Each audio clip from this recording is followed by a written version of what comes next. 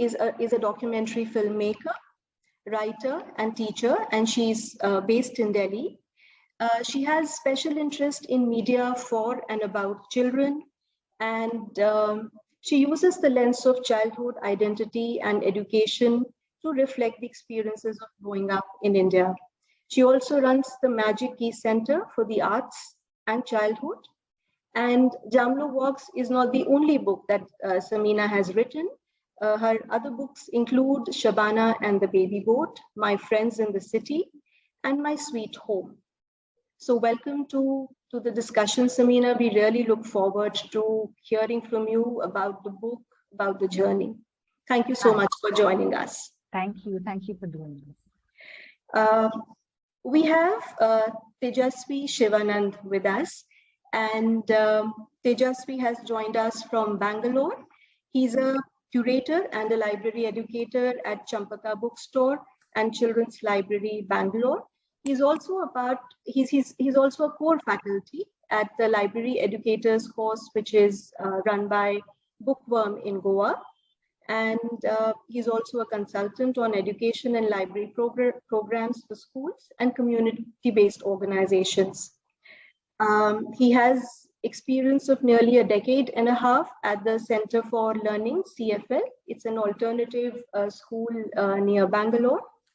And he's taught science and mathematics there, and he's also worked with the library program at the CFL. A very warm welcome to you, Thejaswi. Thank you, Sonika. Again, looking forward to hearing from you about your experiences of having used the book with children. Looking forward to being part of this. Yeah, thanks. We also have Divya with us, Divya Jyoti Tirkey. Divya is the program coordinator for education at Collective for Integrated Livelihoods Initiative, CINI, in Jharkhand. Divya का बहुत विस्तृत अनुभव है libraries के साथ में काम करने का, तमाम तरह की libraries, community based libraries, school libraries, झोला लाइब्रेरीज, और उनका काम लगातार टीचर्स के साथ में, बच्चों के साथ में रहता है. और दिव्या ने जामलो चलती गई को अपने संदर्भ में, अपने स्कूलों में, लाइब्रेरीज में इस्तेमाल किया है.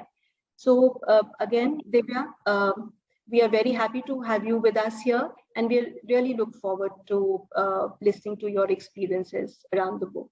Thank you so much for joining us. Okay, so let's begin with you, Samina, and let's get to know a little bit about the journey of the book. Ye kitab kaise shuru hui? How did this idea come to you? And especially because when this book was written, we were going through the pandemic. Actually, it's still there in certain ways. So how did this idea come to you? How did it emerge? So I strongly believe that children are part of our world. I don't really believe in a separation between, an adult world and the child's world. And I think that literature for children should include everything that we are going through, that they are exposed to. So this doesn't, of course, mean, when I say that I don't believe in that separation, this doesn't mean that we don't think about content and that, what is appropriate and age appropriate. I think that those are things that we have to consider, and we have to take cues from children actually in how we talk to them and what we talk to them about. But broadly, I feel that children are part of the world and they are experiencing the world just as we are. And this is sort of, I think, has already been debunked, this idea of, the child as a kind of empty vessel who we are going to, fill with ideas. This is not really something that, people, but even so, I think it is an abiding idea and many people still believe that. But I think that because we have moved to a slightly more progressive idea that, we have to kind of like talk to children. For me, it's really important that we include children in all our conversation, not just that we are talking to them, like talking down to them, but that we are including them, because I think ऐसा नहीं है कि मतलब जो बड़ा हो गया है that एक कोई बॉर्डर है, उसके पहले हमको कुछ नहीं मालूम और उसके बाद हमें सब मालूम है. Actually grown ups are as confused and still in the process of learning and still figuring out things. So because of that, I think it's important that we are sort of that there is a dialogue and we are including all kinds of people in that dialogue. So just as feminism and feminists have worked for so many decades trying to say, look at the world from the lens of feminism, I think it's important that we look at the world from the lens of childhood, what some people, in fact, I think are terming childism. I don't know. But I think certainly that we have to look at the world also from the lens of childhood, the experience of the child, which actually tells us how the world is organized and what's right with it and what's wrong with it. And Jamlo's story during the pandemic, I mean, of course, everybody was experiencing something that they had never, like none of us had imagined that the world will go through what we went through. और उसमें जब जामलो की कहानी आई, फिर जब हम इस तरह का एक्सपीरियंस होता है और इसके बारे में लिखा जा रहा है, तो उसमें भी because of the way the world is arranged, who gets primacy? Of course, the adult voices get primacy and adult experiences get primacy. तो मुझे लगा कि जब actually, it was just a horrible time. No, we saw the worst of humanity in some ways. The way that we saw how the migrant labor was walking out of our cities. I mean, I've spoken of this before, but it's worth repeating. There was somebody had captured, video footage of the migrant workers walking out of Delhi, and because everything else, there was no transport, there was no ambient sound. It was just the sound of their feet walking on the bridge out of Delhi on the Yamuna Bridge, and it was just such a powerful image.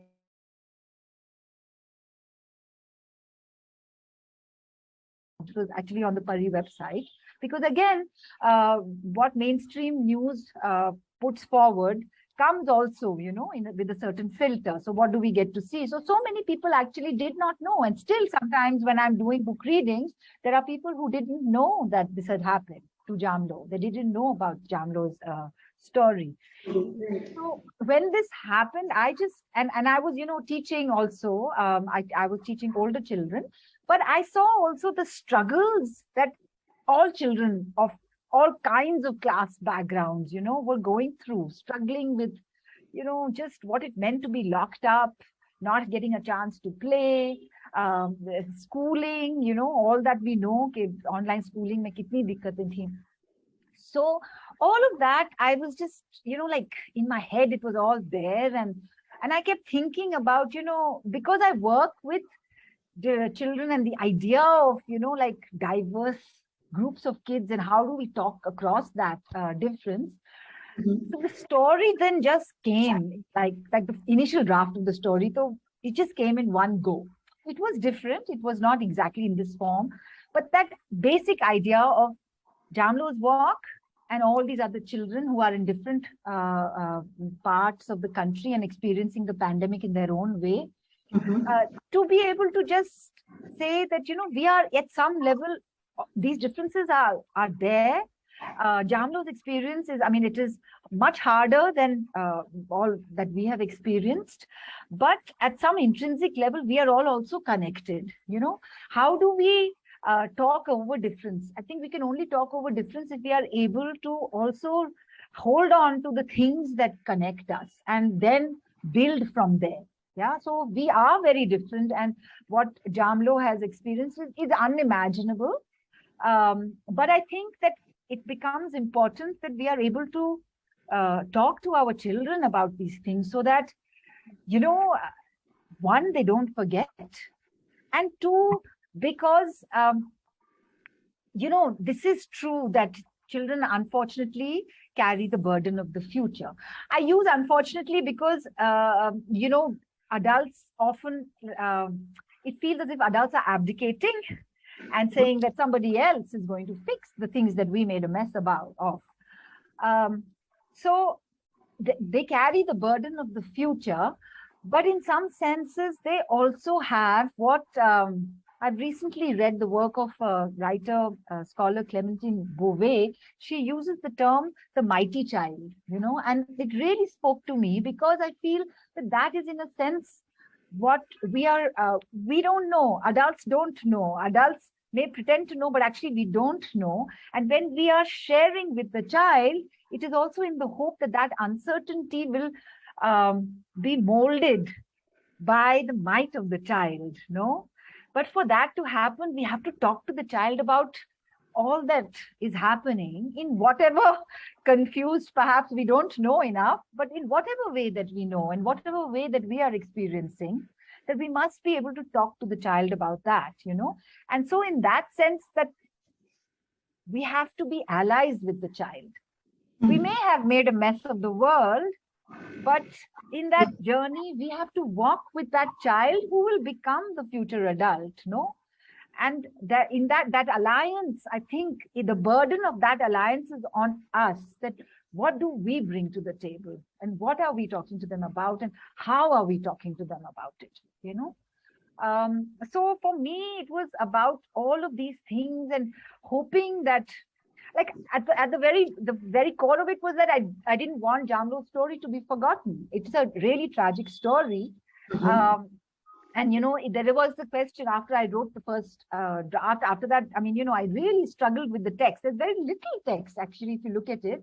But it took a lot of, there were many versions of it, And one of the struggles was that, so of course, I wanted to bring in this idea of the multiple experiences because we know there's no one child, there is no one childhood, there's no one experience of the world. So for me, that was very important कि किताब में multiplicity वो दिखे. But I also didn't, want to. It was very easy to kind of also just go into this thing that the privileged. Because उस तरह की कहानियां कितनी आ रही थी ना, वो रेल ट्रैक्स पे लोग मरे, मिडिल क्लास कॉलोनीज में किस तरह से डोमेस्टिक लेबर को बिहेव कर रहे थे, बस्तियों में जाके पुलिस किस तरह से मार रही थी लोगों को क्योंकि वो निकल रहे थे. Suddenly to try to earn a livelihood had become a crime, so this, it was very easy to fall into this thing of like an approach in which I'd be kind of wagging my finger and saying look at you privileged, because I was writing English and English is the language of privilege. You look at you privileged children, I didn't want to do that. I didn't want to shame anybody, and that's why it was also important for me that there was a way in which we could open the conversation. So although we saw terrible things happen in the pandemic, we have to also remember that there were also some enormous acts of generosity. People came together also. The governments failed us, institutions failed us, but people didn't all fail each other, no? They came together, they made the langars, there were networks, there were people who were going door to door, trying to teach, trying to take books to kids. So for me, that's really important, because that actually is the core of, being human, how we form those connections. And that's why there are all those bits in the book which are about that, about, the dhaba wala giving her a laddu, or Jamlo holding the chili out to the bird. Because our connections are not just between people, but our connections are also with the planet, which also, we are failing, of course. But that, I think for me, that core of, what it means to be human is to make those connections. So I tried, I couldn't, I was also in lockdown. Normally my work, because I'm a documentary filmmaker and the rest of my work is very informed by, being out in the field and talking to people, the texture of a story for me really comes from being out there. So वो सब तो नहीं था, मैं नहीं जा सकती थी, मैं किसी से बात मतलब जाके मिल नहीं सकती थी, पता नहीं लगा सकती थी कि वो लैंडस्केप कैसा था, उसका घर कैसा था, जहाँ वो काम करने गई थी वो कैसा था. I had no idea. It was all stuff that I'm gleaning off the internet and things like that. So what I did then was that I tried to imagine the inner Jamlo, which is of course from my head. It's an imagined Jamlo. I don't know what she was like. But in that imagined Jamlo are all of these things. This idea of, what aspiration, of desire, of love, of connection. This is all in the inner world of Jamlo that I imagined. And the struggle was to be able to write it in a way that it could work across ages. That's the other thing, that as a writer for children, we are always the other. No, we are, because we have grown up and we are not the child anymore, the child reader in that sense. So this question is something we have to be, or it's always present, and we must be very aware of it, that, who am I writing for? And I don't know, I think all writers have different ways of answering that question for themselves. For me, what I try to do is, either I try to remember what I was like as a child of that age or whatever, or I try to remain in touch with other children that I engage with, because I feel that that's the only thing that I can do. I cannot imagine some child audience and then write to that, because that's always an imagined thing. And there is no guarantee that I'm going to get that right. So I can only write from what I know. What I was like as a child, I know. What other children that I have interacted with, I know. So I try to draw upon that, But the question, because it is a tragic story, the question was that how do we, should this be put out for children? And because also picture books, वैसे तो picture books, they can be for, I don't think there is an age limit, Absolutely. Picture book. Yeah. But, in India, generally picture books are considered for small children, and that once a child starts to read, then, they're reading. Right. But this extremely kind of harsh reality, to put that out for a really young child, should it be done? These were all questions. So the task for me, the challenge for me was to be able to write it in a way that we can talk to them about this, and yet it doesn't feel traumatic. Having said that, I think that there may be, differences, and there may be some children who may reject the book. And I think that the child should have the agency to say that. So my approach is basically, as an adult, all I can say to children is, I can only share the things that I like and the things that I feel are worth sharing. And I can just share it from that approach, And I have to allow the child to say, okay, I'm willing to read it, or I'm not willing to read it. And the child may reject it now, may come back to it, may never come back to it. We have to allow that agency to the child, it cannot be forced, and it should not be didactic, although I do think that, the act of writing for children is intrinsically, there is an element of didactism in it, because हम लिख रहे हैं क्योंकि हम चाहते हैं कि वो कुछ सोचें, कुछ वो experience करें ताकि कुछ अच्छा और हो. This is at the core of it. So that element of didactism, I don't think we can remove completely, but I think that we can write it in a form that is not didactic, that we can focus on the way that we speak and the way that we use words and the way that we use pictures that allow for the child to experience rather than, just be told top down. So yeah, I've spoken a lot. Yeah, no, Samina, you've been very honest about your writing process and how it's not really possible to imagine what a child is thinking, but one only has oneself, as the reference point, and one can go back to one's childhood and imagine, what would it be for me? And also the fact that when we are writing for children, perhaps there is an element of didactism there, because we would like something to be conveyed to children. But then this is something which is very difficult to, perhaps it's the author's craft which kind of attends to that, and one has to There's one more thing which I'd like to say, which is that, when we are writing stories, Jamlo comes from such a different context that I come from. So that difference also, how do we write to bridge that difference? We can never bridge that difference, but how do we approach that? We have to be very cognizant of that her context is so very different. So I feel that what I try to do, and what I try to do in all my work, is that, of course, our contexts are different, but what are the things that perhaps we may have in common? So that thing about the tree, for example, thinking about the tree, thinking about the bird and holding out the bird. Now, these, I think, are, maybe the things where I could connect with somebody who has grown up in a basti, somebody who has grown up in a gaon. These may be things that, allow us to forge some kind of similarity and then therefore begin a conversation. They don't take away the difference. The difference will never be taken away. Right. But it can allow for a conversation to begin. Yeah. So, Samina, very often, I mean, we see it in a lot of books for children that, when there is an issue, a theme which appears to be a little difficult to, talk about with children, or when there are references to certain groups, groups which we often do not talk about, there are situations which are difficult. We tend to kind of either have a very sympathetic, attitude towards them, or we are very patronizing towards the group. So because you said that, when you started writing this, the manuscript was something different and it underwent a lot of changes. Was this something that you encountered in your writing? Yeah. So it was different in the sense there was it was mainly in the writing of how each of those things. So, for example, the bits about the tree that came later. That thing, the one that you the excerpt that you read out, wo baad mein aaya tha. Okay. But the basic thing, those characters, there was one more character who I dropped. Those characters were the same and those situations were the same, but it was in the way that it was presented. I think that the writing changed,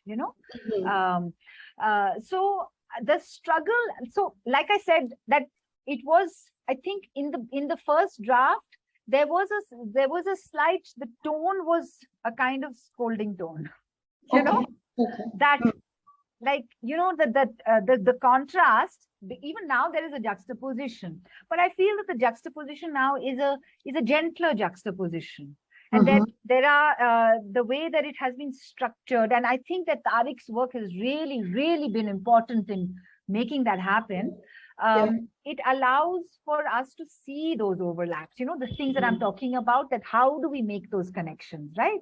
So I feel that juxtaposition in the first draft was much sharper and much like the tone was a kind of scolding tone. Look at you, you're okay, you're sitting, you have a cold bottle of water, but look at where she is, her water is finishing, she's walking the road, much harsher.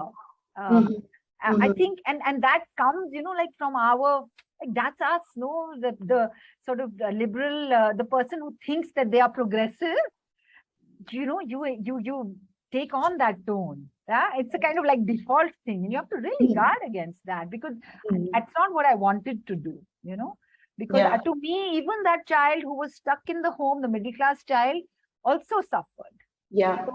How to, that I had to sort of soften the transitions.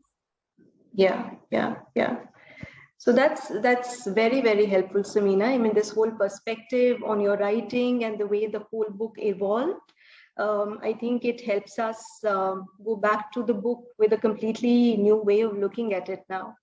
So thank you so much, Samina. So Thejaswi, I would like to come to you, and you have worked extensively with children, with libraries, and especially with themes which are a little difficult to deal with, which need some kind of sensitivity. And very recently, you were able to use Jamlo Walks with a group of children in Bangalore, and you created some kind of engagement for them, and some opportunities were there for them to explore the book and the various themes in it. So we would like to understand what was your experience of using the book with these children, and also considering that these children came from relatively comfortable socioeconomic backgrounds. And we are talking about Jamlo, who is completely on her own and belongs to a certain social group. So did that kind of, in any way, inform children's responses? What was the whole engagement about? What was the experience about? Please share with us. Thanks, Sonika. So yeah, for me, Jamlo is a book that I grew very close to every time I read it many times. And quite recently, I even heard Samina read it out to a group of children. And every time over the many times I've read it and I've heard it being read, it's moved me. So one of the things that was as a challenge of as a facilitator was to be ready to be present for the children when and kind of see where I am as well, but be present for the children, because whether it is a third grade group, I work with 3 groups: a third grade group, a sixth grade group, and a ninth grade group. So there's quite a range of ages that were there. For me, the challenge was I had to be present for all these groups, all ages, whoever that, because in the sense that I was opening up the book, reading it out with them together. We were reading it together in that sense, although it was in my voice that I was reading it out aloud, but we were reading it together. It was the story that we were listening to together. I was also listening as I was reading out, and I had to watch how I was responsive, because one of the challenges of a book like Jamlo is, I think Samina pointed it out, that children will respond to it in so many different ways. And for me, it's not for me to judge them for their responses, but I need to be present for them to help them if they're, finding something difficult. They need some support in processing it. So I saw that also in this case, the school that you mentioned, where I did this session, this was not the school where I worked for many years. It was a school where we started doing library programs recently, and the school has a mixed, children from mixed income neighborhoods. So from the neighborhoods, so there are some children from fairly affluent backgrounds and some children from low income backgrounds. So they are all in the same classroom. It presents interesting dynamics, and you see that every time there's a session. But in this particular session, it showed up in some ways. I don't know to what extent I could say that made such a huge difference, but it did show up in a few ways in which it's shown in the book. So I'll share that. So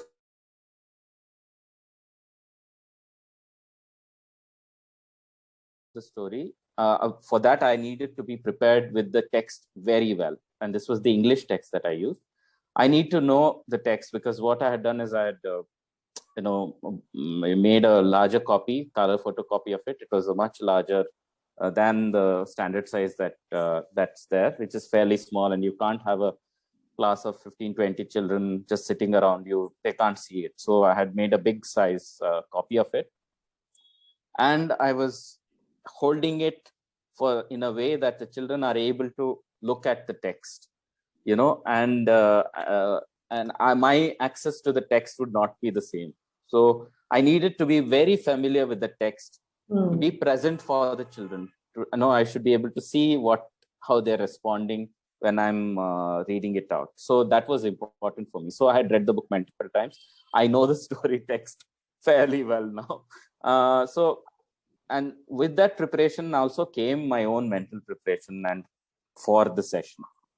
I had, some thoughts on what kind of questions to ask and so on, but I couldn't be prepared exactly because I didn't know what the response would be in class. So I had to be sort of broadly prepared for some kind of points where I pause, leave it open, get the children to respond and so on.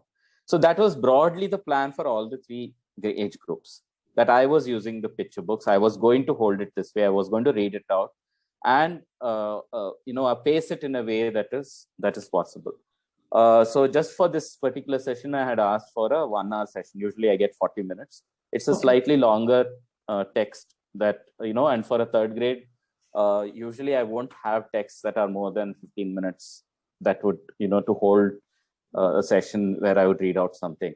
So this needed a little more time than that. So I read it out and I paced my reading. I tried to use emotions, but in this one, I felt I had to tone down my expression. I was the reader. I was presenting the story. I was trying to take the voice of the narrator and not of anyone else. So I tried to really keep my low voice kind of even and fairly steady in that way. And I paced it accordingly. And then when I kind of started reading, in each of these classes, there were different kinds of responses. In the 9th grade, for example, the reality of of the situation was, I think the awareness of it was very different. And so it hit them fairly hard. The story did hit them quite hard. And although this was something that they had known of, it still, I mean, I felt like it was closest to what my response was like. And there I felt, usually what I would do is that there would be a post-session debrief, that there'd be some open discussion. I felt that in that particular session, I just let it be.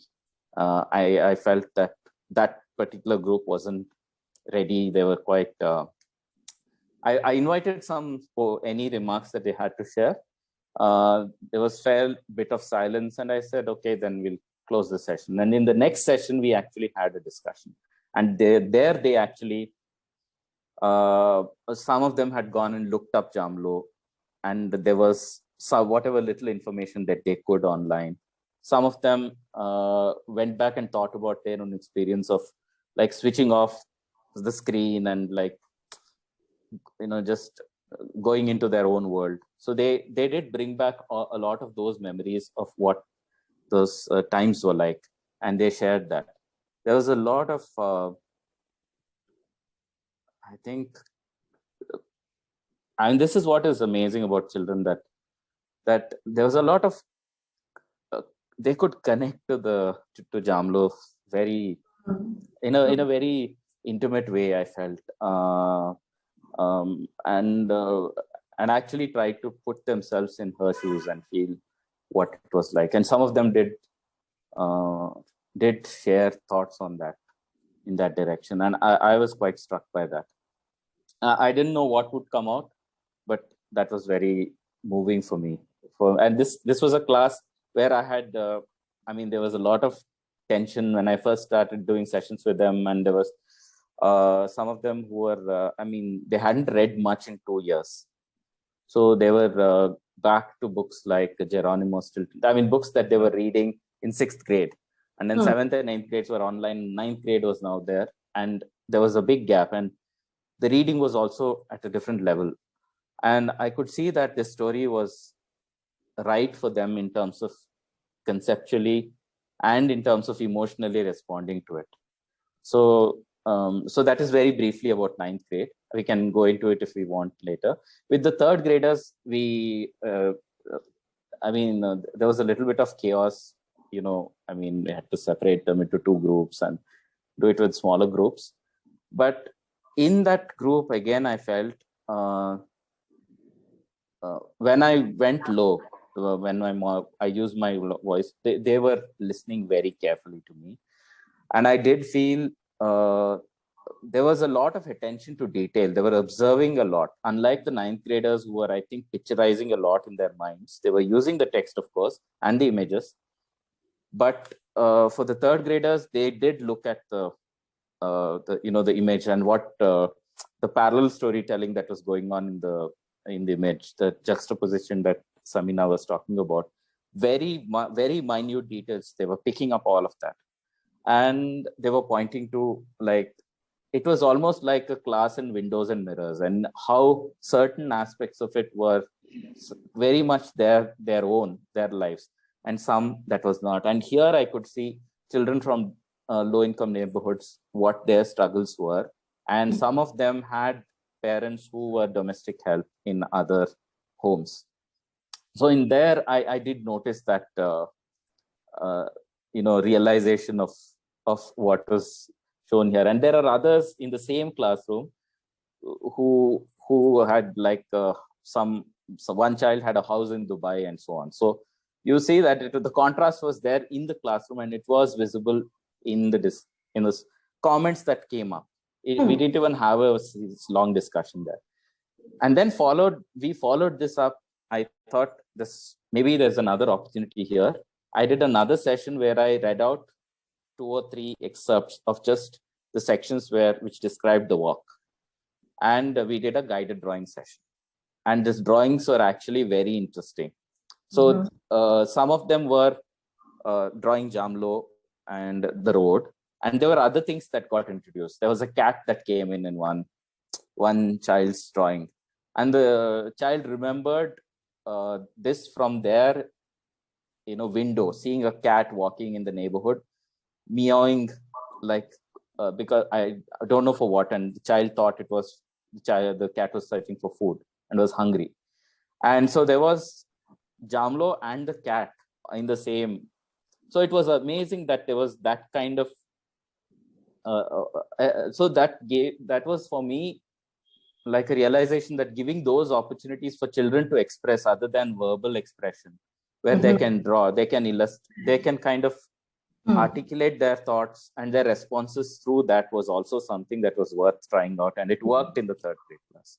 In the 6th grade, we had a discussion, but I think it was sort of similar to 9th grade, although they were a little more chaotic. I felt they were not ready for, maybe I was, I somehow was not satisfied with that session. It didn't go very well.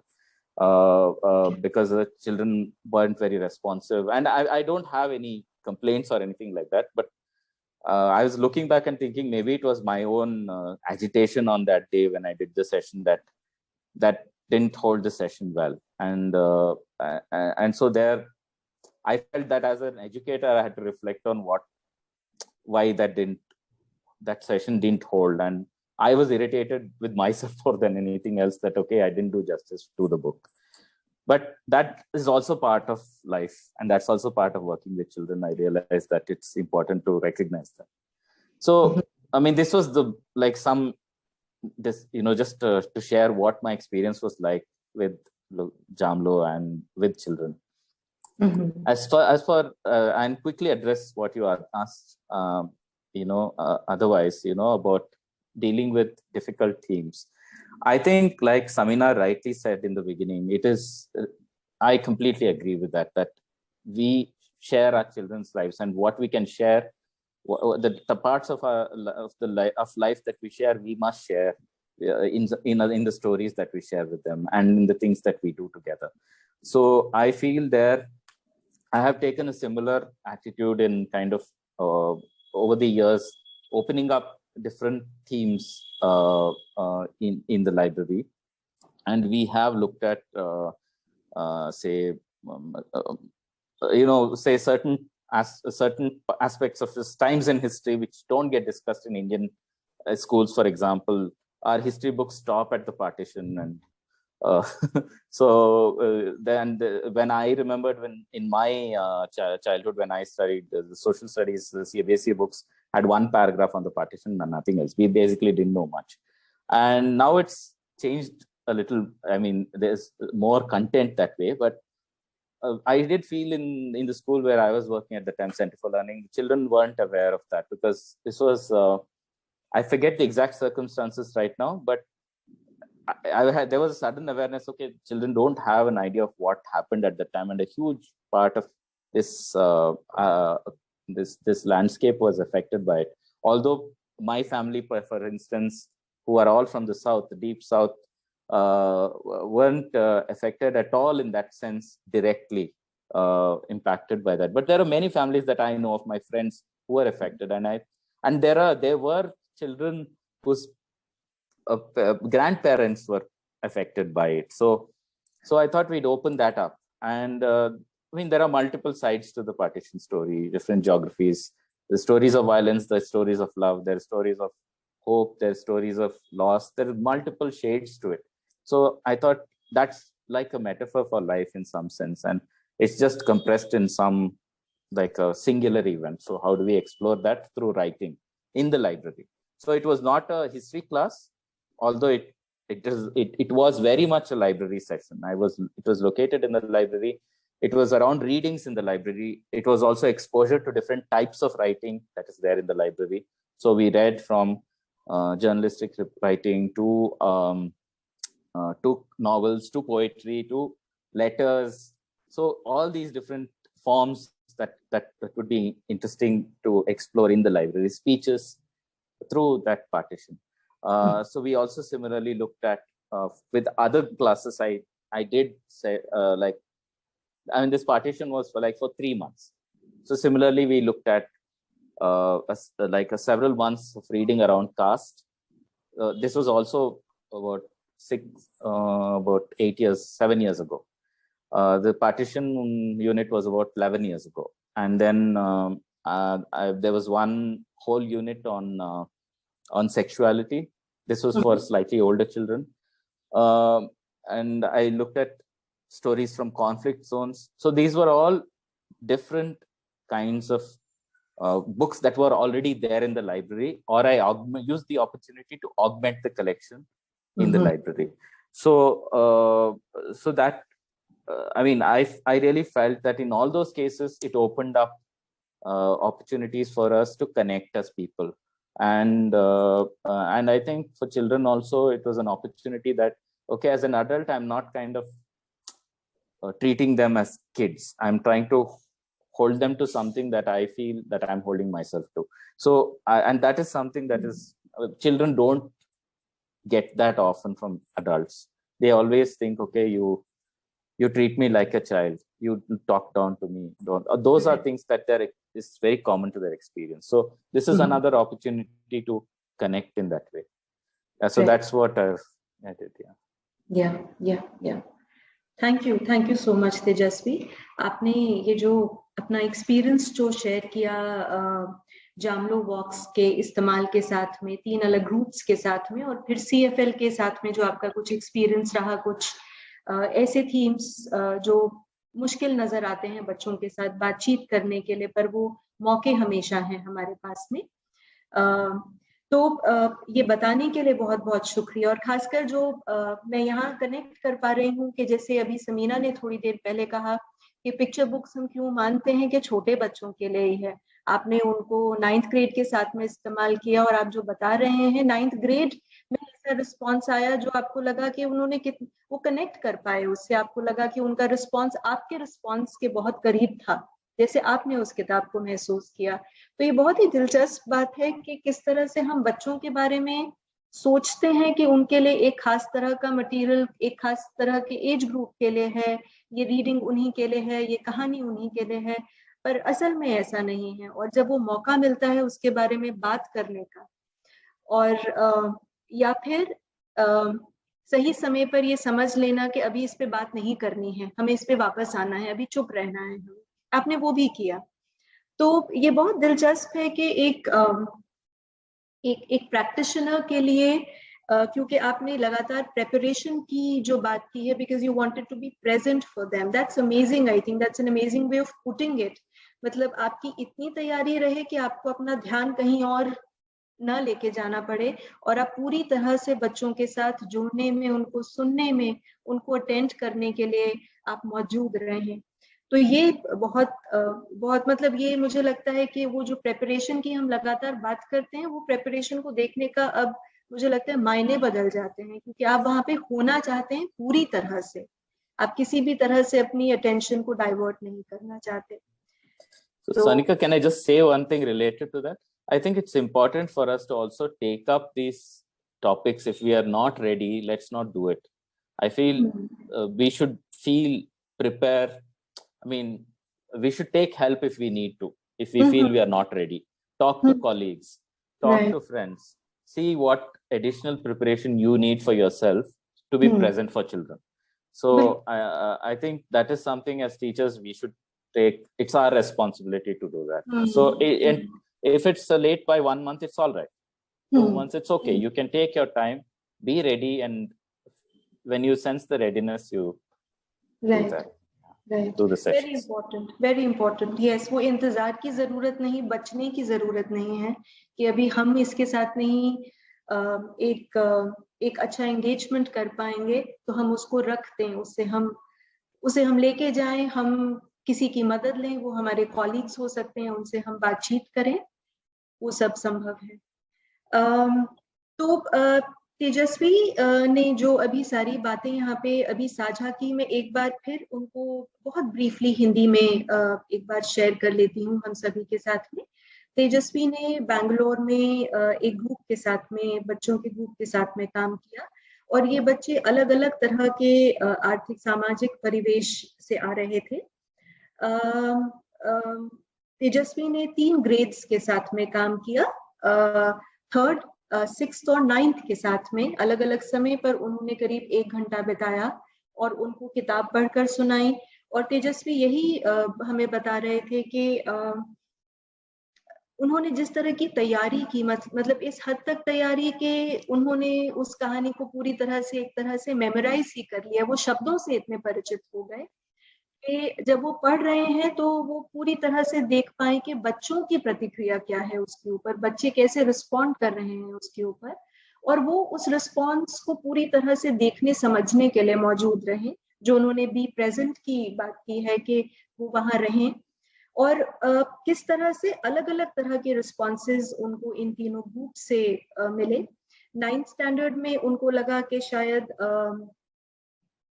उनको ऐसा response लगा जो उनके response के काफी करीब था, जिस तरह से वो किताब के साथ में जोड़ पा रहे थे। 9th स्टैंडर्ड के बच्चे लगभग उसी तरह से उस किताब के करीब आ रहे थे। तीसरी के जो बच्चे हैं उनके साथ बातचीत हुई, थोड़ा सा शुरुआत में उलझन रही इस्तेमाल को लेकर, पर फिर बाद में जब किताब का इस्तेमाल हुआ तो वो किताब भी बच्चों तक उस तरह से पहुंची, पर तेजस्वी ने ये समझा कि अभी इस पर हमें शायद और बात करने की जरूरत नहीं है, और वो बाद में उस किताब के ऊपर फिर से आए हैं क्योंकि बच्चे उस समय उस पर बात करने के लिए तैयार नहीं थे। पर और सबसे ज्यादा उनको लगा कि जो पूरा ये कोविड का समय रहा, जो पैंडेमिक जिस तरह से महसूस किया गया, वो 9th स्टैंडर्ड के बच्चे पूरी तरह से उसको महसूस कर पा रहे थे। और यहाँ पर फिर समीना की बात को हम जोड़ के देख सकते हैं, जो समीना ने हमसे कहा कि किताबों को हम किसी खास श्रेणी या किसी उम्र के लिए रखने की कोशिश ना करें। हम किताबें, कोई भी किसी भी उम्र का व्यक्ति कैसे भी उस किताब को एंजॉय कर सकता है, और चित्रों का बहुत अहम रोल है इस किताब में, समीना ने उसका जिक्र किया था। और तारिक अजीज ने जिस तरह से चित्र बनाए हैं वो बहुत, मतलब जिस तरह का बैलेंस हम उसमें देख पाते हैं, हम उस पर और बात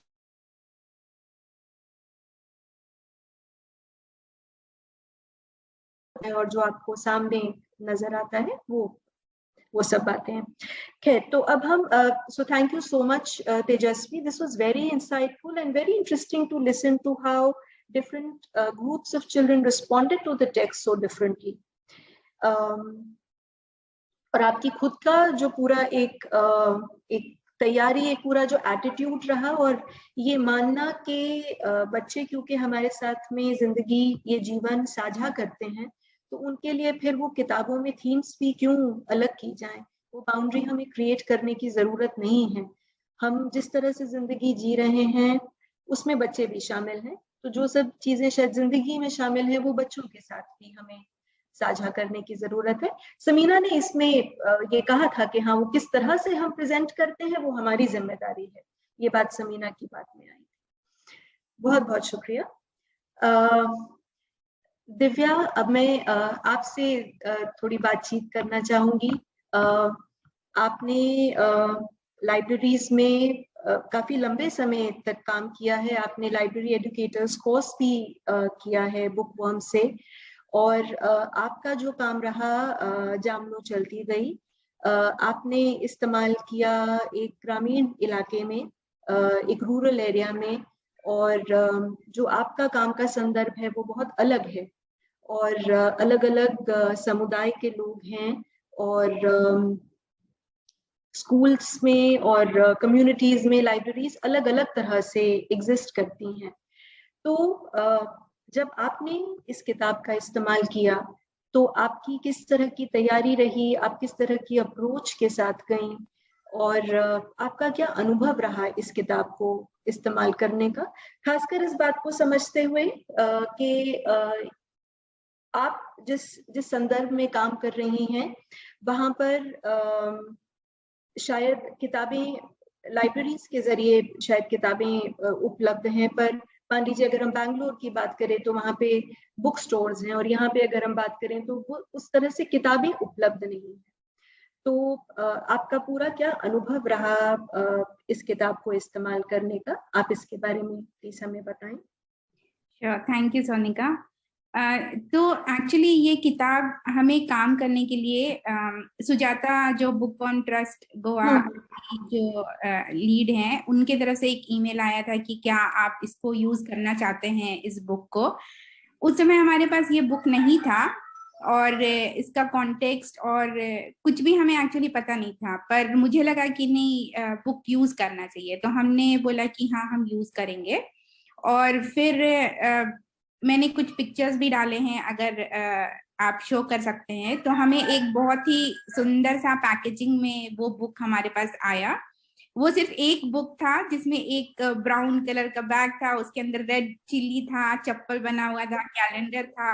उसको देख करके तो मैं पहले ही बहुत एक्साइटेड हो गई कि इतना सुंदर सा पैकेज है, फिर उसके अंदर बुक है। तो अगर आप वो पैकेज दिखाएंगे तो बहुत अच्छा रहेगा। वो हमारे प्रेजेंटेशन में है,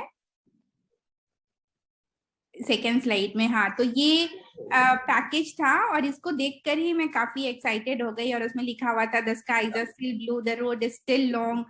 तो उसके बाद फिर मैंने बुक निकाला उसमें से और मैंने उस बुक को पढ़ा। पहली बार मैंने जब बुक पढ़ा तो मैं एक्चुअली उसको रिलेट नहीं कर पाई थी बहुत अच्छे से।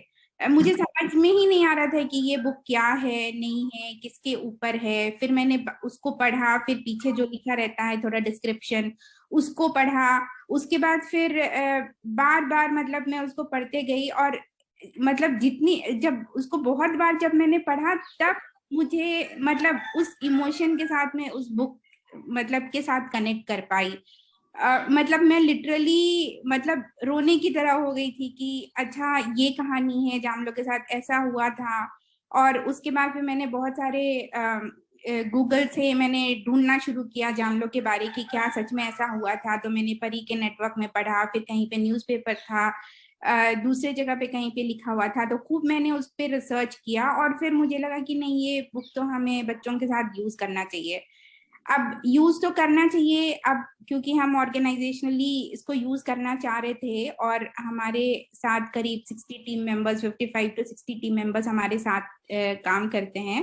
और उस समय लॉकडाउन भी था, सब अपने घर से काम कर रहे थे और फील्ड मूवमेंट काफी कम हो रहा था। और हम लोग ज्यादातर ट्राइबल एरियाज में काम करते हैं, झारखंड में, खूंटी में, हजारीबाग में और लोहरदगा में और ईस्ट सिंहभूम में काम करते हैं। तो सब लोग अलग अलग जगह पे स्प्रेड थे और मेरे पास सिर्फ एक बुक थी और वो भी इंग्लिश में थी। और जो कॉन्टेक्स्ट है वो बिल्कुल अलग था। पहला कॉन्टेक्स्ट तो ये है कि ट्राइबल कॉन्टेक्स्ट था। दूसरा था कि ये बुक इंग्लिश में थी और उसको फिर मुझे करना था उसको हिंदी में। और फिर तीसरी चीज ये थी कि उसको डिसेमिनेट भी करना था क्योंकि हार्ड कॉपी एक ही थी, अब उसका पीडीएफ बना करके शेयर करना। तो ये सारी चीजों को लेकर के बहुत सारे काम करने थे। तो मुझे लगा कि टीम को इसके लिए कन्विंस करना बहुत जरूरी है। तो हमारे साथ समुंदर जी काम करते हैं, तो मैंने समुंदर जी के साथ डिस्कशन किया कि इस बुक को हम बच्चों तक पहुंचाना चाहते हैं, अब इसको आइडिएट करते हैं कि इसको कैसे पहुंचाना है। तो बहुत सारे डिस्कशंस हमने किए मामूला जी के साथ, समुंदर जी के साथ। और उसके बाद फिर हमने सोचा कि नहीं ये बुक को तो हमें ट्रांसलेट करना पड़ेगा क्योंकि इंग्लिश में तो फिर हमारी टीम भी नहीं काम कर पाएगी और बच्चे भी उतनी अच्छे से नहीं समझ पाएंगे। तो फिर समुंदर जी ने लीड लेकर के इसको पूरा हिंदी में ट्रांसलेट किया। और ट्रांसलेशन भी मतलब हम लोग ये नहीं बोलेंगे कि बहुत अच्छे से ट्रांसलेट किया था, बट इतना जरूर कर दिया था कि ताकि हमारी टीम को समझ आए और ये स्टोरी को बच्चों तक पहुंचा पाए। तो हम ये बुक करीब 1500 बच्चों के साथ हमने काम किया था अक्रॉस मतलब डिस्ट्रिक्ट्स। अब हमारे साथ ये था कि ये प्रिपरेशन था। अब हमें जो हमारे फैसिलिटेटर्स हैं, हमारे टीम मेंबर्स हैं, उन तक उस कहानी को पहुंचाना कि वही जो कहानी है वो बच्चों तक कैसे पहुंचाए, तो उसको लेकर के अब काम करना था। तो हमने पीडीएफ में कन्वर्ट किया, ट्रांसलेट किया और फिर उसके बाद हमने कुछ एक्टिविटीज हमने बुक पर बनाए कि हम इस बुक पे बच्चों के साथ क्या एक्टिविटीज करेंगे। थोड़ा हमने स्ट्रक्चर्ड वे में काम करने की सोची थी क्योंकि एक्चुअली जो मैसेजिंग है वो हम पहुंचाना चाह रहे थे और वो भी बिना कुछ बोले मतलब मैसेजिंग पहुंचाना चाह रहे थे। तो कुछ हमने एक्टिविटीज भी डिजाइन की थी। फिर हमने टीम के साथ मतलब उस किताब पे काम किया, रीड अलाउड किया टीम के साथ, मतलब जिस तरीके से बच्चों के साथ काम करना था उसी तरीके से हमने अपनी टीम के साथ काम किया। हमने रीड अलाउड किया, टेक्स्ट पे बात किया, पिक्चर्स पे बात किया कि आपको कैसा लग रहा है। उसके बाद फिर टीम से ही वो रिस्पॉन्सेज आने लगे जिस तरीके के रिस्पॉन्सेज हम बच्चों से चाह रहे थे। तो हमें लगा कि अब टीम शायद बच्चों के साथ काम कर सकती है। तो फिर हमने PDF फॉर्म में हमने दिया। और नेक्स्ट स्लाइड अगर जाएंगे तो उसमें आप देखेंगे कि उस समय क्योंकि हार्ड कॉपी नहीं थी तो हमारे पास सिर्फ मोबाइल फोन्स अवेलेबल थे या लैपटॉप्स हमारे पास अवेलेबल थे। तो उसी के थ्रू फिर हमने बच्चों को वो कहानी बताया। तो मतलब पूरा जो प्रेपरेशन हुआ था और जो इम्प्लीमेंटेशन हुआ था उसमें करीब करीब हमें 1 महीना से ज्यादा लग गया था। मतलब उतना प्रेपरेशन हमें करना पड़ा था क्योंकि हमें ये लग रहा था कि जब तक हम अच्छे से प्रिपेयर्ड होकर के नहीं जाते हैं तब तक शायद इस पे बच्चों के साथ काम करने से कोई मतलब सही से जो हम चाहते हैं रिजल्ट्स वो शायद रिजल्ट्स नहीं मिलेंगे या बच्चों को शायद नहीं समझ में आएगा।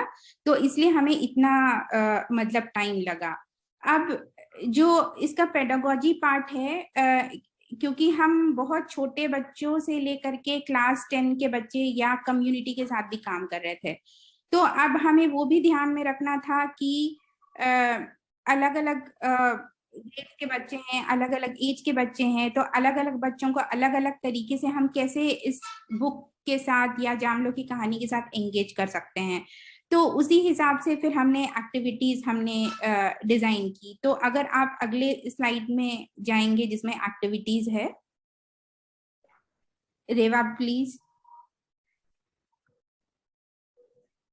हाँ, ये तो प्रेपरेशन के बारे में हमने बताया। ये हमने पूरा एक एक्टिविटी हिंदी में हमने पूरा डिजाइन किया था। ये इंग्लिश में मैंने लिखा है कि हम इस पे पिक्चर रीडिंग करेंगे, रीड अलाउड करेंगे, ड्राइंग्स करेंगे थीम के अराउंड में, बच्चे स्किट परफॉर्म करेंगे, स्टोरी कंप्लीट करेंगे अपने शब्दों में, और वो अपने ओपिनियंस देंगे या फिर समीना को और तारिक को लेटर लिखेंगे और न्यूज़पेपर कोलाज बनाएंगे, अपना एक्सपीरियंसेस लिखेंगे। तो इस तरीके करीब 10-11 एक्टिविटीज हमने डिजाइन की और अलग अलग बच्चों के साथ हमने काम किया।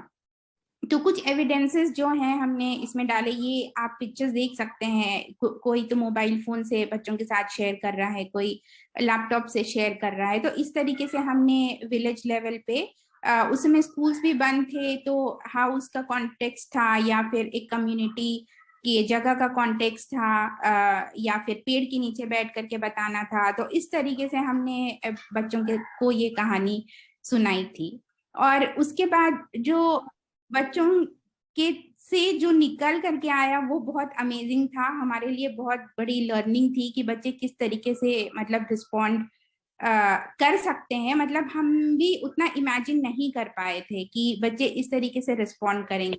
तो ये जो आप पेपर कोलाज देख रहे हैं, ये हाई स्कूल के बच्चों ने ये पेपर कोलाज बनाया था। उस समय अगस्त का महीना था, मुझे याद है, अगस्त और सितंबर के बीच में हमने ये पूरा काम किया था। और ये सारे जो न्यूज़पेपर में आ रहे थे वो शायद फरवरी, मार्च, जनवरी के महीने में वो आए थे। और गांव के एरिया में मतलब न्यूज़पेपर जल्दी पहुंचते नहीं है, लेकिन फिर भी हमने टीम से भी रिक्वेस्ट किया था कि अगर आप वो न्यूज़पेपर्स अगर बच्चों को अवेलेबल करवा पाओ या बच्चे खुद से अवेलेबल करवा पाए तो उसमें से न्यूज़ निकाल सके कि लॉकडाउन के समय क्या हुआ था, वो उस चीज को समझ पाए, सेंसिटिविटी बना पाए, रियलाइज कर पाए। तो फिर इस तरीके के न्यूज़पेपर कोलाज बच्चों ने बनाया था, सारे न्यूज़पेपर कटिंग करके उसको एक जगह पे किया था। तो ये हाई स्कूल के बच्चों ने ये काम किया था। और उसके बाद छोटे बच्चों ने, अगर आप नेक्स्ट स्लाइड में जाएंगे रेवा प्लीज। हाँ, ये बड़े बच्चे जो हैं ये कोलाज कर रहे थे और न्यूज़पेपर कटिंग कर रहे थे, पढ़ रहे थे। और नेक्स्ट स्लाइड में अगर जाएंगे तो ये छोटे बच्चों का काम है जो 4 के बच्चे, 3 के बच्चे, उन्होंने इस तरीके का ड्राइंग्स मतलब बनाया था और इस किताब जामलो के साथ एंगेज हुए थे वो लोग। अगर आप कंप्लीटली जो लेफ्ट हैंड साइड में जो पिक्चर्स है उसमें आप देखेंगे तो ये बच्चा जो है ये थोड़ा होली क्रॉस स्कूल में पढ़ता है। तो Holi cross school basically private school है। तो उसका ड्राइंग अगर आप देखेंगे तो वो उसने एक हॉस्पिटल बनाया है, हॉस्पिटल का दरवाजा खुला हुआ है, अगर आप माइन्यूटली देखेंगे। फिर आप मार्केट बना हुआ है, मार्केट में उसने ताला लगाया हुआ है, और घर जो बनाया है उसके अंदर कोई भी एक भी इंसान बाहर उसने अपने ड्राइंग में नहीं दिखाया है। तो उसको वो अंडरस्टैंडिंग थी कि इस तरीके से मतलब कोविड के समय में इस तरह की चीजें चल रही हैं, और उसने अपने ही इमेजिनेशन से कोरोना को उस तरीके से बनाया, और जामलो के पीछे वो है और वो चल रही है उस तरीके से बनाया। और बाकी दूसरे जो गांव के बच्चे हैं उसने उन्होंने थोड़ा सा इमिटेट करने की कोशिश की थी, जो ऑलरेडी बुक में ड्राइंग्स और इलस्ट्रेशंस अवेलेबल हैं, तो उन्होंने अपने कॉन्टेक्स्ट के हिसाब से बनाया था। और अगर नेक्स्ट स्लाइड में जाएंगे रेवा प्लीज। और बच्चों ने लेटर भी लिखा था, जैसे समीना को एक बच्चे ने लिखा कि आपने ये कहानी जामलो के बारे लिखी, हमारे यहाँ भी इस तरह की चीजें हो रही हैं, तो आप यहाँ पर की भी जो कहानियां हैं, हमारे आसपास जो चीजें घट रही हैं, आप उसकी भी स्टोरी बनाओ, हम भी बताना चाहते हैं। उस तरीके का लेटर उन्होंने लिखा। एक बच्चे ने अपना एक्सपीरियंस ये शेयर किया, क्योंकि वो गांव से था, तो वो उसने ये कहा कि स्कूल बंद है, स्कूल नहीं जा पा रहे हैं, और हम तो बकरी चराने के लिए जाते हैं, या फिर घर में माँ बाप का मदद करते हैं।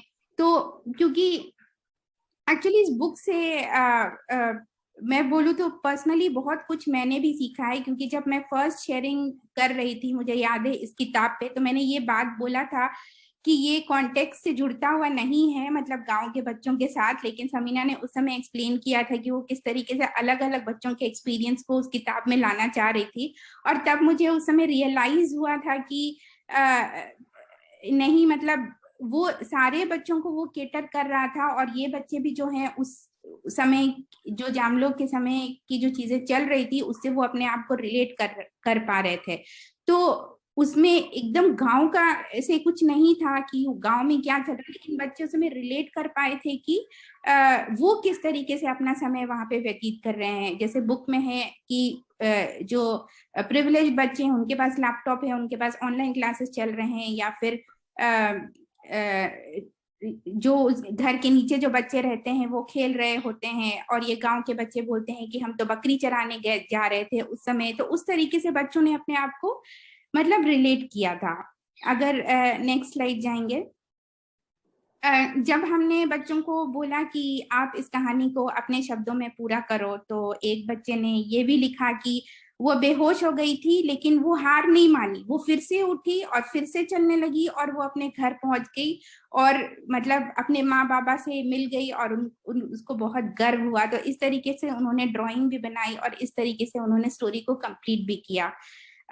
हमारे लिए बहुत आसान नहीं था मतलब इस स्टोरी पे काम करना बच्चों के साथ, क्योंकि जो स्टोरी के लास्ट में अगर आप जो इलस्ट्रेशंस देखेंगे, जिसमें सिर्फ एक चप्पल है और एक घर है, जो मैंने नेक्स्ट वाले स्लाइड में डाला है, अगर आप उसको हाँ, ये जो पिक्चर्स हैं ये बहुत कुछ मतलब बोलते हैं, लेकिन एक्चुअली इनको समझना और बच्चों तक पहुंचाना ये हमारे लिए काफी मतलब डिफिकल्ट था। हम ऐसे बच्चों के साथ ये नहीं शेयर कर रहे थे कि जामलो अपने घर तक नहीं पहुंची, रास्ते में ही उसकी डेथ हो गई, मतलब इस तरह के वर्ड्स हमने नहीं यूज किए थे। हम उनको बच्चों के ऊपर ही छोड़ दिए थे कि बच्चे उसको कैसे इंटरप्रेट करते हैं। बहुत सारे बच्चे उसको इंटरप्रेट कर पाए थे, लेकिन बहुत सारे बच्चे उसको इंटरप्रेट नहीं कर पाए थे।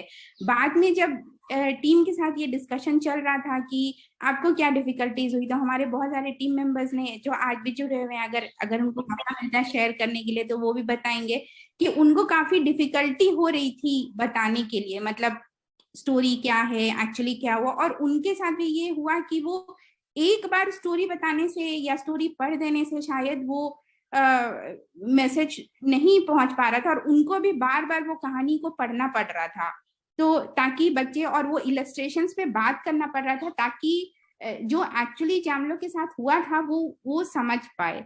तो ये मतलब काफी हमारे लिए लर्निंग भी था। और मतलब इस बुक से जब से हमने स्टार्ट किया है और आज तक ऑलमोस्ट मतलब 1 साल होने जा रहा है, लेकिन हर समय हम कुछ नया इस बुक से सीख रहे हैं और नया मतलब एक्सपीरियंस कर रहे हैं। और हमारे लिए भी हमने कभी पहले इस तरीके से किसी स्पेसिफिक इस तरीके के टॉपिक को लेकर के जो क्रिटिकल है हमने काम नहीं किया था। ये शायद हमारे लिए पहला एक्सपीरियंस था।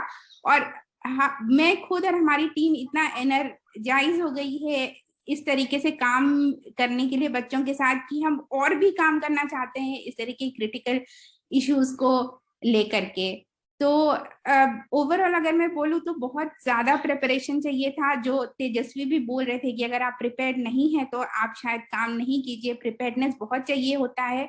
हो सकता है कि हम वो स्पेसिफिक वर्ड्स नहीं यूज करें या उस तरह की चीजें नहीं यूज करें, लेकिन एक प्रेपरेशन अपने आप में होना बहुत जरूरी है ताकि हम मैसेज पहुंचा सके। सेंसिटिविटी होना बहुत जरूरी है कि हम किन बच्चों के साथ काम कर रहे हैं, किस तरीके से काम कर रहे हैं, किस कम्युनिटी के साथ काम कर रहे हैं। क्योंकि बहुत सारे ऐसे भी एक्सपीरियंसेस आए थे कि बच्चे बोल रहे थे कि मेरे पापा भी गुजरात में थे, उसको बहुत दिक्कत हो रही थी आने में। बहुत लोगों ने बच्चों ने ये बताया कि खाने पीने के लिए घर में कुछ नहीं था उस समय में। तो इस तरीके के जो कॉन्वर्सेशन है उसको कैसे बच्चों के साथ करना, उसको लेकर के काफी हमें लगता है हमारे एक्सपीरियंस के हिसाब से कि काफी मेहनत लगती है। और लेकिन मेहनत लगती है इसका मतलब ये भी नहीं है कि हमें शायद नहीं बात करना चाहिए, लेकिन हमें बात करना चाहिए क्योंकि ये इम्पोर्टेंट है। और एक और मैं एक्सपीरियंस बताना चाहूंगी कि जो बड़े बच्चे थे वो जो सिचुएशन को समझ पा रहे थे कि उस समय क्या हो रहा था, गवर्नमेंट्स के क्या डिसीजन हो रहे थे, तो वो ये भी लेकर के आए कि अगर गवर्नमेंट इस तरीके के डिसीजंस नहीं लेते, वो कुछ और मतलब उपाय अगर करते तो शायद इस तरीके की सिचुएशंस नहीं पैदा होते। इस तरीके के भी कुछ सजेशंस उन्होंने शेयर किए थे। तो ओवरऑल मतलब ये हमारा एक्सपीरियंस था।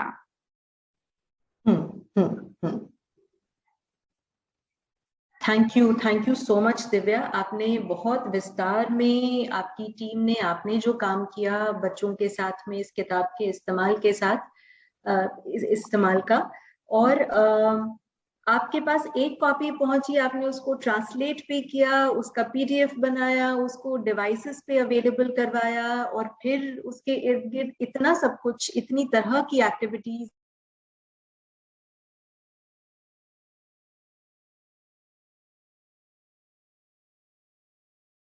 उनके अनुभव उसके साथ में जुड़े। तो ये बहुत ही एक बहुत वाइड और डीप एंगेजमेंट हो पाया है। और आपने कहा मेरे ख्याल से 300 बच्चों के साथ करीब इस फिर किताब पे काम हो पाया। नहीं, 1532 एग्जैक्ट नंबर्स। अमेजिंग, अमेजिंग, बहुत बढ़िया, बहुत बढ़िया। तो दिव्या, ये तो मतलब इस किताब के साथ में, और जाहिर है कि आपको और आपकी टीम को इस किताब में कुछ ऐसा लगा कि आपने ये सारा ऑर्गेनाइज किया, ये सारा प्लान किया कि इसको हम इस लेवल तक लेके जाएंगे, हम इतने सारे बच्चों के साथ में शेयर करेंगे। तो आपकी शेयरिंग के लिए बहुत बहुत शुक्रिया। और हम सब जो यहाँ पर लाइब्रेरी में प्रैक्टिस करते हैं, लाइब्रेरीज के साथ में काम करते हैं, हम सबके लिए इसमें कुछ जानने के लिए, समझने के लिए रहा है। Thank you so much, thank you. तो हमारा समय जो है थोड़ा सा अब हमको देखना होगा। हम ये सेशन हमने सोचा था कि 4:30 बजे तक हम इसको रैप अप कर रहे होंगे, पर क्योंकि बातचीत इतनी दिलचस्प है तो हमें आगे इसको बढ़ाना है, और हम थोड़ा सा समय आगे और लेंगे। कोशिश करते हैं कि 4:45 बजे तक हम इस सेशन को रैप अप करें। पर आप तीनों का बहुत बहुत शुक्रिया, समीना, तेजस्वी, दिव्या। आप तीनों ने मुझे लगता है अलग अलग पर्सपेक्टिव्स आप इस किताब के ऊपर लेके आ पाए हैं। लिखने की पूरी प्रक्रिया को समझना बहुत मजेदार रहा और बहुत इंसाइटफुल रहा। समीना, जो बातें आपने अपने बारे में बताई और जिस तरह से आप उस समय महसूस कर रही थी, जो आपके ऑब्जर्वेशंस थे, और वो किस तरह से किताब में अपने आप ही जैसे एक तरह से, अपने आप तो नहीं, उसमें आपकी बहुत सारा एफर्ट रहा है, बहुत समझ रही है कि उसको कैसे बेहतरीन तरीके से उसको लाया जाए।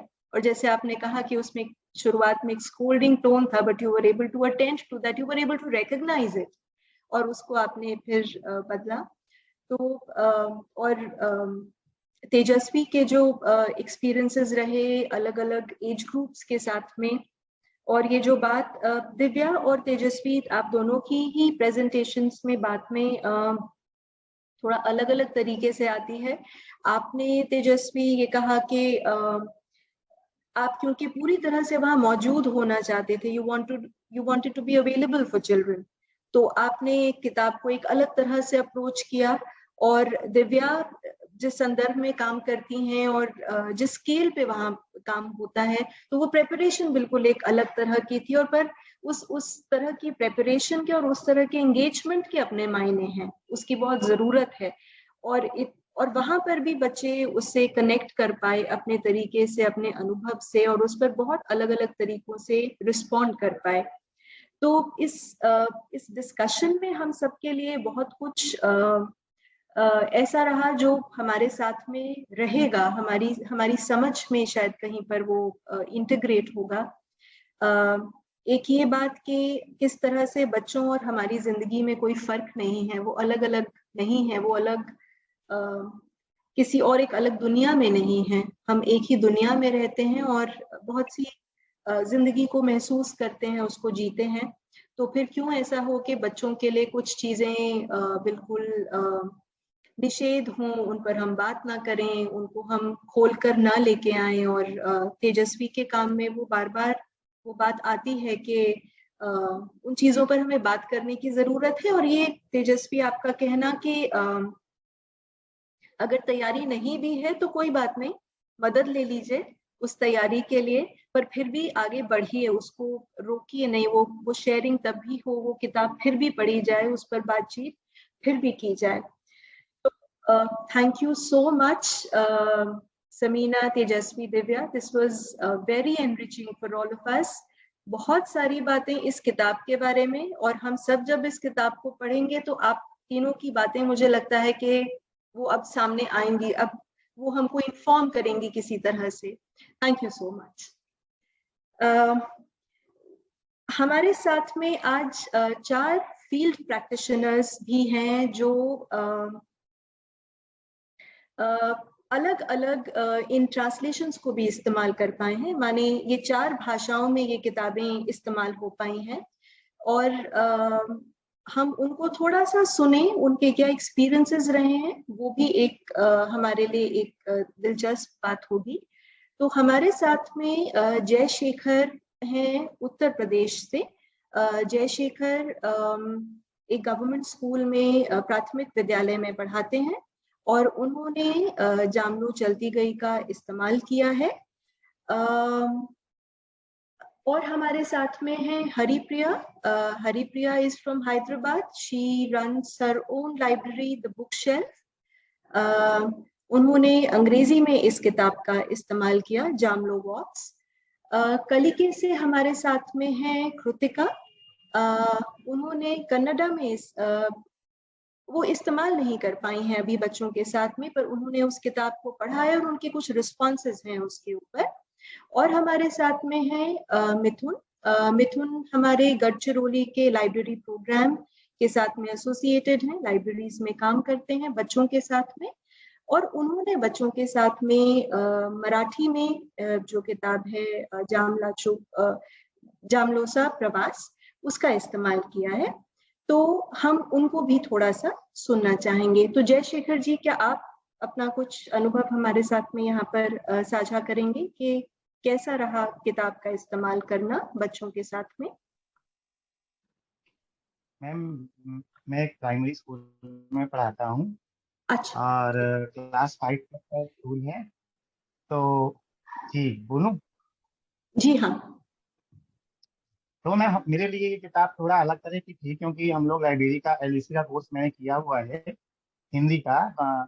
तो मैंने जब इस किताब को बच्चों के साथ में साझा किया तो वो बिल्कुल नया समूह था जो इस साल हमारे पास आया था, और हम लोग एक शुरुआती दौर में उन बच्चों के साथ काम कर रहे थे, कुछ शुरुआती कहानियों पे काम कर रहे थे। लेकिन जब मुझे जामलो मिली और मैंने बच्चों के साथ उस कहानी को साझा किया और उस पर बातचीत की, तो मुझे इतने वाइब्रेंट और इतने नए तरह के रेस्पॉन्सेज मिलने लगे। मुझे लगता है कि जामलो ने उनको बोलने की भी ताकत दी। वो अभी तक कहानियों पे उस तरह से रेस्पॉन्स नहीं निकाल रहे थे, लेकिन जामलो से इतना कनेक्ट हो गए कि उन्होंने अपनी जो मैं चाहता था कि उनका इंसाइट आए और वो उसके ऊपर अपने रेस्पॉन्सेज देने लगे, तो वो चीजें क्लास के अंदर होनी शुरू से हुई।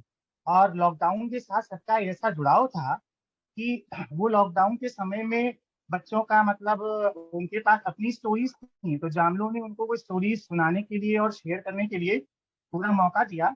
मैं मतलब एक बहुत छोटा सा एग्जांपल देना चाहता हूँ। मेरे पास एक क्लास 4 की बिटिया है, द्युति नाम है उसका। तो उसने कहा कि सर, मतलब जब हम लोग बात कर रहे थे, धीरे धीरे बच्चे बोलना शुरू किए, तो आप देख रहे हैं कि हमारे गांव के सब बच्चे हैं, उनका परिवेश भी उतना ही है और वो उतना मुखर नहीं हो पाते हैं।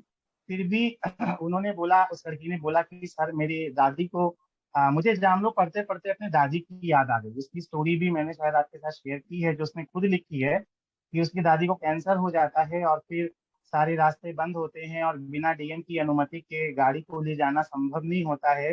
दूसरे शहर में जांच होनी होती है, दादी बहुत बीमार होती हैं। फिर पता चलता है कि कैंसर हो गया है और उसके फादर कर सकते हैं बॉम्बे में इलाज करा सकते हैं, दिल्ली में, लेकिन सभी चीजें वहाँ पे कोलैप्स हैं और दिल्ली गवर्नमेंट जाने नहीं देती है कि बाहर के पेशेंट्स को नहीं लेंगे। फिर भी कहीं से लखनऊ में डॉक्टर राम मनोहर लोहिया हॉस्पिटल में इलाज हो पाता है उनका। और इलाज होने के बाद दादी बिल्कुल ठीक होती हैं और 2 ढाई साल तक उन बच्चों के साथ में रहती हैं, यही पूरे समय में। और अभी रिसेंटली वो गुजरी हैं और जामलो पढ़ते पढ़ते उसकी आंखें ऐसे भर जाती हैं और बोलते हैं कि मुझे जामलो को पढ़ते पढ़ते लगा जैसे मैं अपनी दादी को फिर से देख पा रही हूँ, महसूस कर पा रही हूँ। तो ये जो रेस्पॉन्सिंग एटीट्यूड बच्चों के अंदर पैदा हुआ और उन्होंने मतलब फिर झांकते झांकते जब एक बच्चे ने कुछ कहानी कही तो दूसरे ने भी कही। और जैसे पिता को कर्ज लेना पड़ा, फिर मजबूर होकर उन्हें ठेला बिछलाना पड़ा और पुलिस वालों का डंडा भी खाना पड़ा।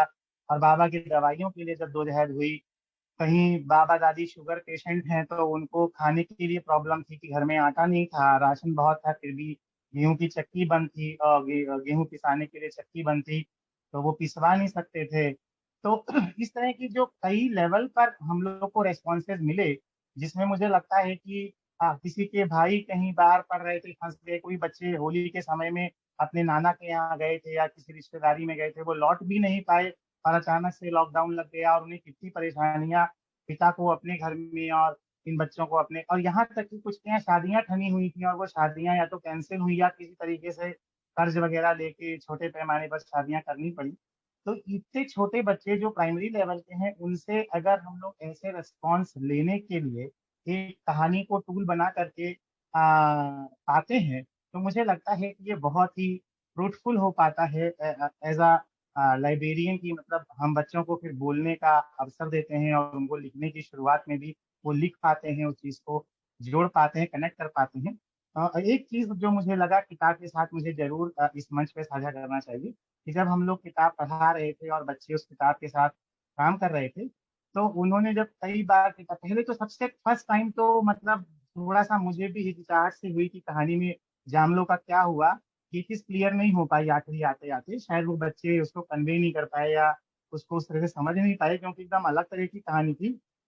फिर मैंने पीछे झारखंड की और तेलंगाना की पूरी चीजें पढ़ाई, क्योंकि क्लास में हम लोग ऑलरेडी इन स्टेट्स के बारे में थोड़ा थोड़ा पढ़ चुके थे, तो वो बहुत आसानी से देख पाए कि यहाँ झारखंड से तेलंगाना बिल्कुल पास में ही है और वहां से आया जाया जा सकता है। तो ये जो बात है 200 किलोमीटर की, ये सच होगी, इसमें कोई गड़बड़ बात नहीं है, ऐसा आए गए होंगे बच्चे। लेकिन उसी समय जब हम लोग उसको 2-3 दफा पढ़ रहे थे, तो एक बच्चे ने या कई बच्चों ने कहा कि सर उसने तोते की याद की थी जब उसने मिर्चा खिलाई थी, और जब वो वृक्षों के नीचे सो रही थी जंगल में, तो उसने उसको अपने अम्मा बाबा की याद आ रही थी और उसके तोते की याद आई। और लास्ट सीन में एक घर दिखाई देता है चित्र में, मतलब इलस्ट्रेशन की मैं बात कर रहा हूँ, चित्र में दिखता है कि ये घर है और दादी बाबा खड़े हैं और जामलो का इंतजार कर रहे हैं। तो कहा सर क्या वो तोता इंतजार नहीं कर रहा था जामलो का, यहाँ पे उस पैरट को भी होना चाहिए था।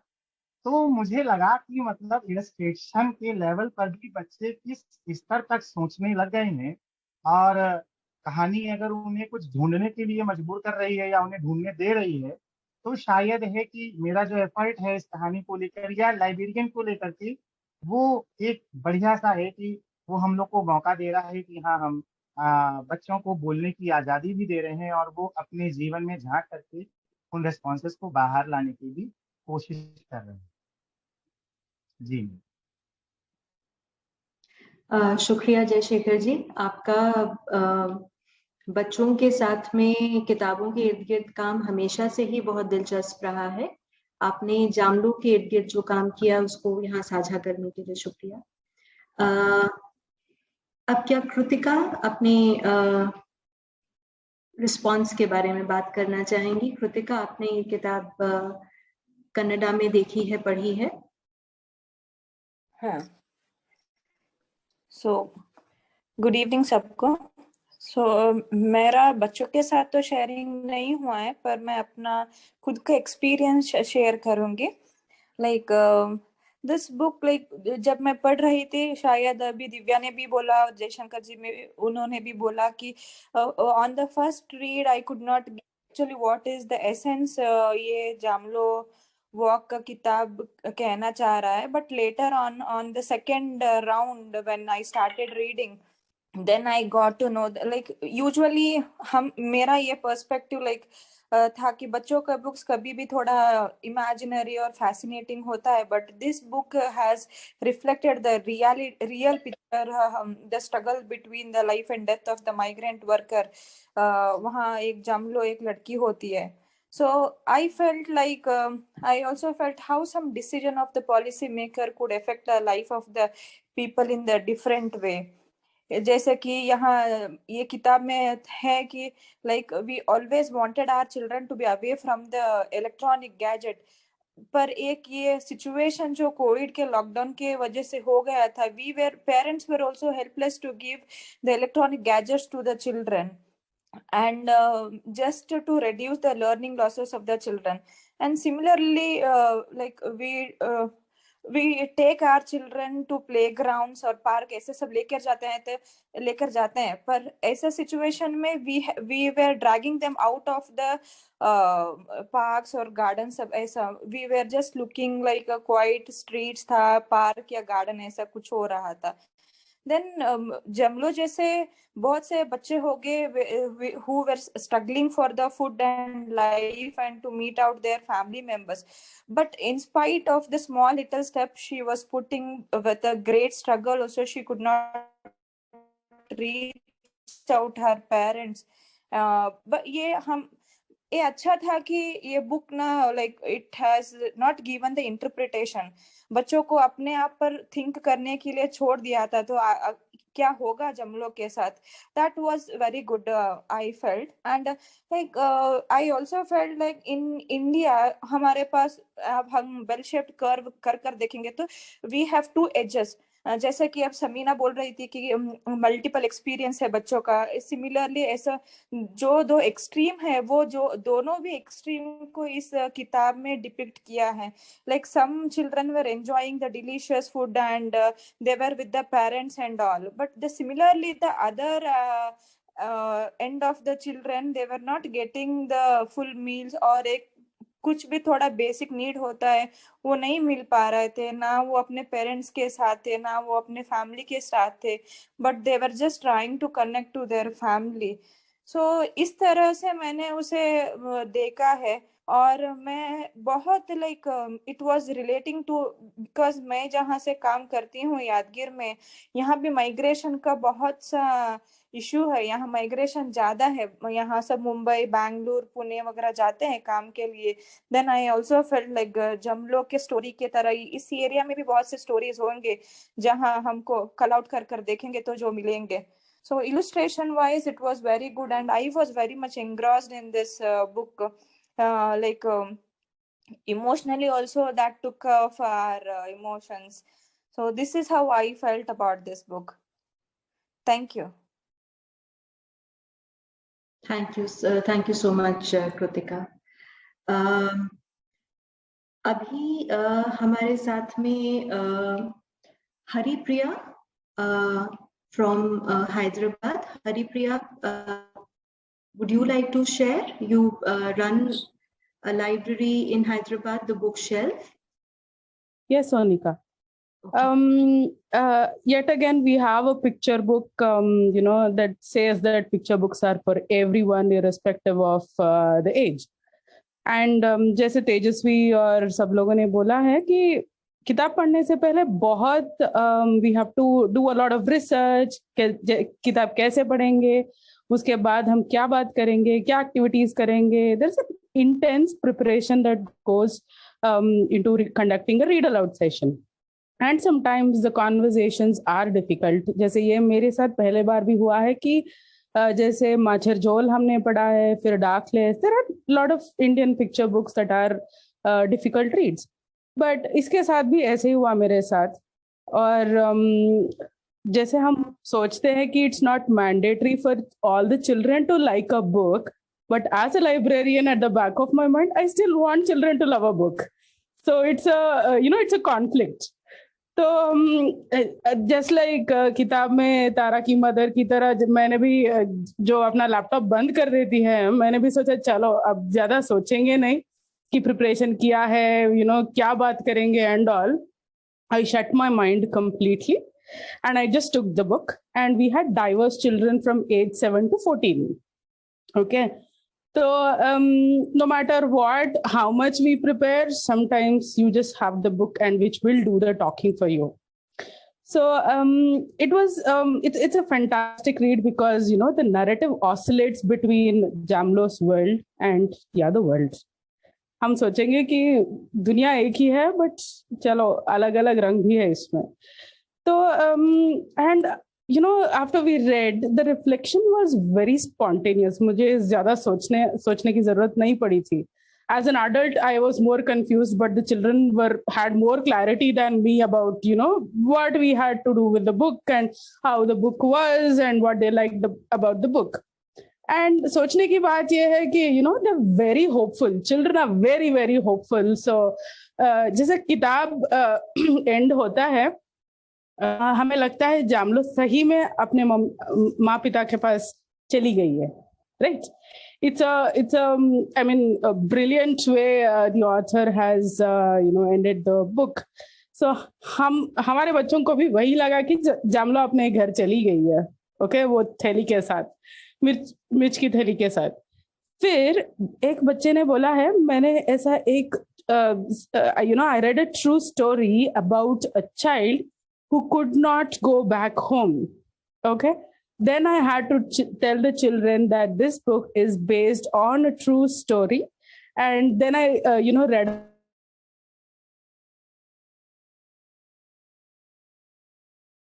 acknowledgements that were given at the end of the book.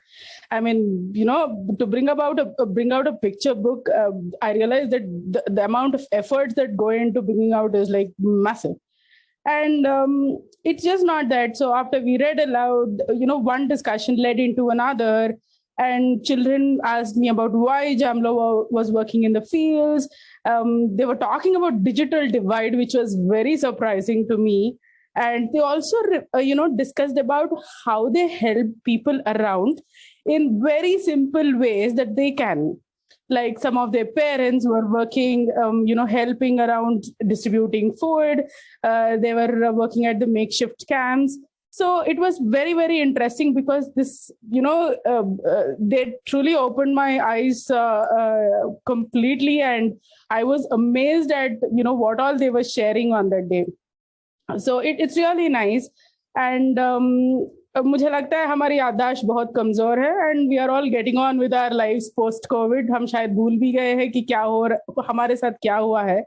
So it's nice we have to see that we have a picture book in the library and we can always go back to and reflect on what we went through. So that is my experience. Thank you, Haripriya. And take on the book and Thanks. Well, very obviously here the children were able to connect with the book so well, and they were able to recall their own experiences and this fact that this book is going to be a reminder of the times we lived in. I mean, the time we struggled with. So yeah. Thank you so much, Haripriya. मिथुन, आप क्या हमारे साथ में जुड़े हुए हैं? Yes ma'am. Hello मिथुन। मिथुन, आप गढ़चिरौली में इस किताब का इस्तेमाल कर पाए हैं मराठी में। आप कुछ अपने एक्सपीरियंसेस शेयर करेंगे प्लीज? जी थैंक यू मैम।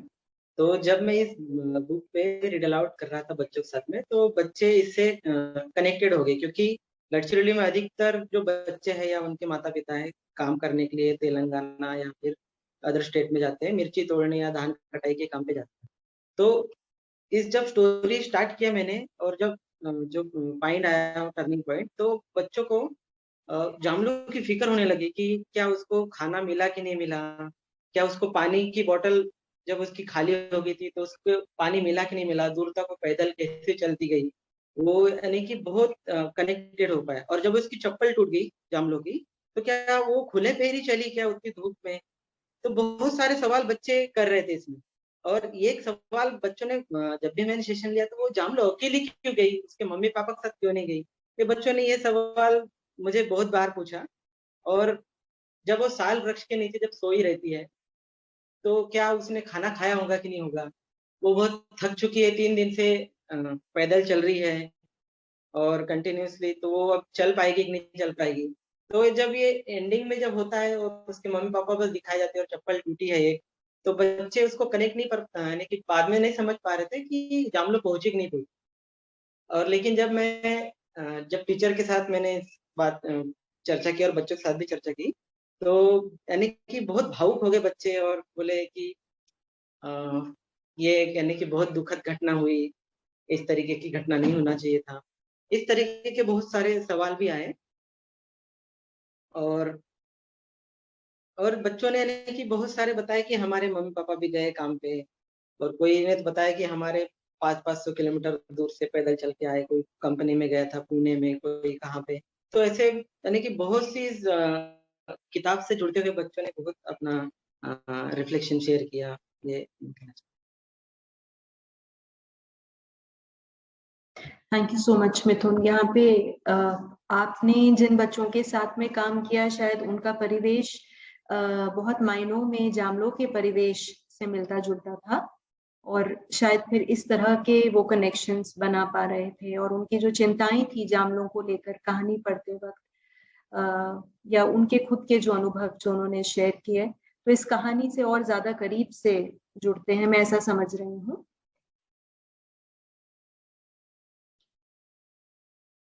शुक्रिया शुक्रिया। आप सभी का बहुत शुक्रिया। कृतिका, हरिप्रिया, जयशेखर, मिथुन, आपने अपने एक्सपीरियंसेस हमारे साथ यहाँ पर शेयर किए।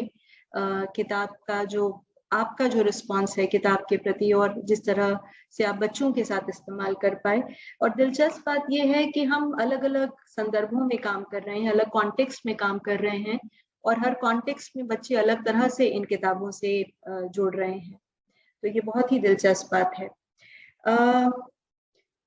तो अब मैं ये मान रही हूँ कि इस सब बातचीत के दौरान आप लोग अपने प्रश्न चैट बॉक्स में भेज रहे थे, और अब हम कुछ प्रश्न ले सकते हैं, क्योंकि समय हमारे पास बहुत ज्यादा नहीं है, तो हम 2 ही प्रश्न ले पाएंगे। तो एक ये प्रश्न तेजस्वी और दिव्या के लिए है। तेजस्वी, शायद आपको एक दूसरी मीटिंग भी ज्वाइन करनी है, तो अगर आप चाहें तो आप रिस्पॉन्ड कर सकते हैं पहले।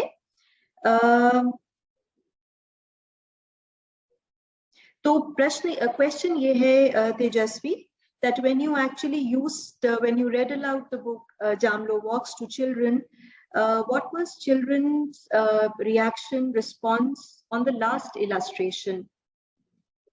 I mean, what do they understand? I mean, is Jamlo no more, or were they tentative about it? What was their response? I think that was, I think Divya hinted at that. Even there was a mixed response over there, that some children got it very easily, and actually the third graders, many of them did not get it, especially with the third graders. We did spend some time with the last image, And this has happened in other cases, in other books as well. As one child gets it and suddenly there is a sharing, that the child bursts it out, just shares it loudly, and then everyone else gathers. That happened. That happened actually in that case.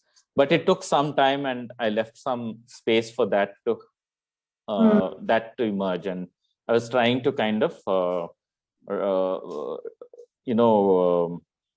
draw children to the fact that there is an empty footwear over there, an empty chappal there.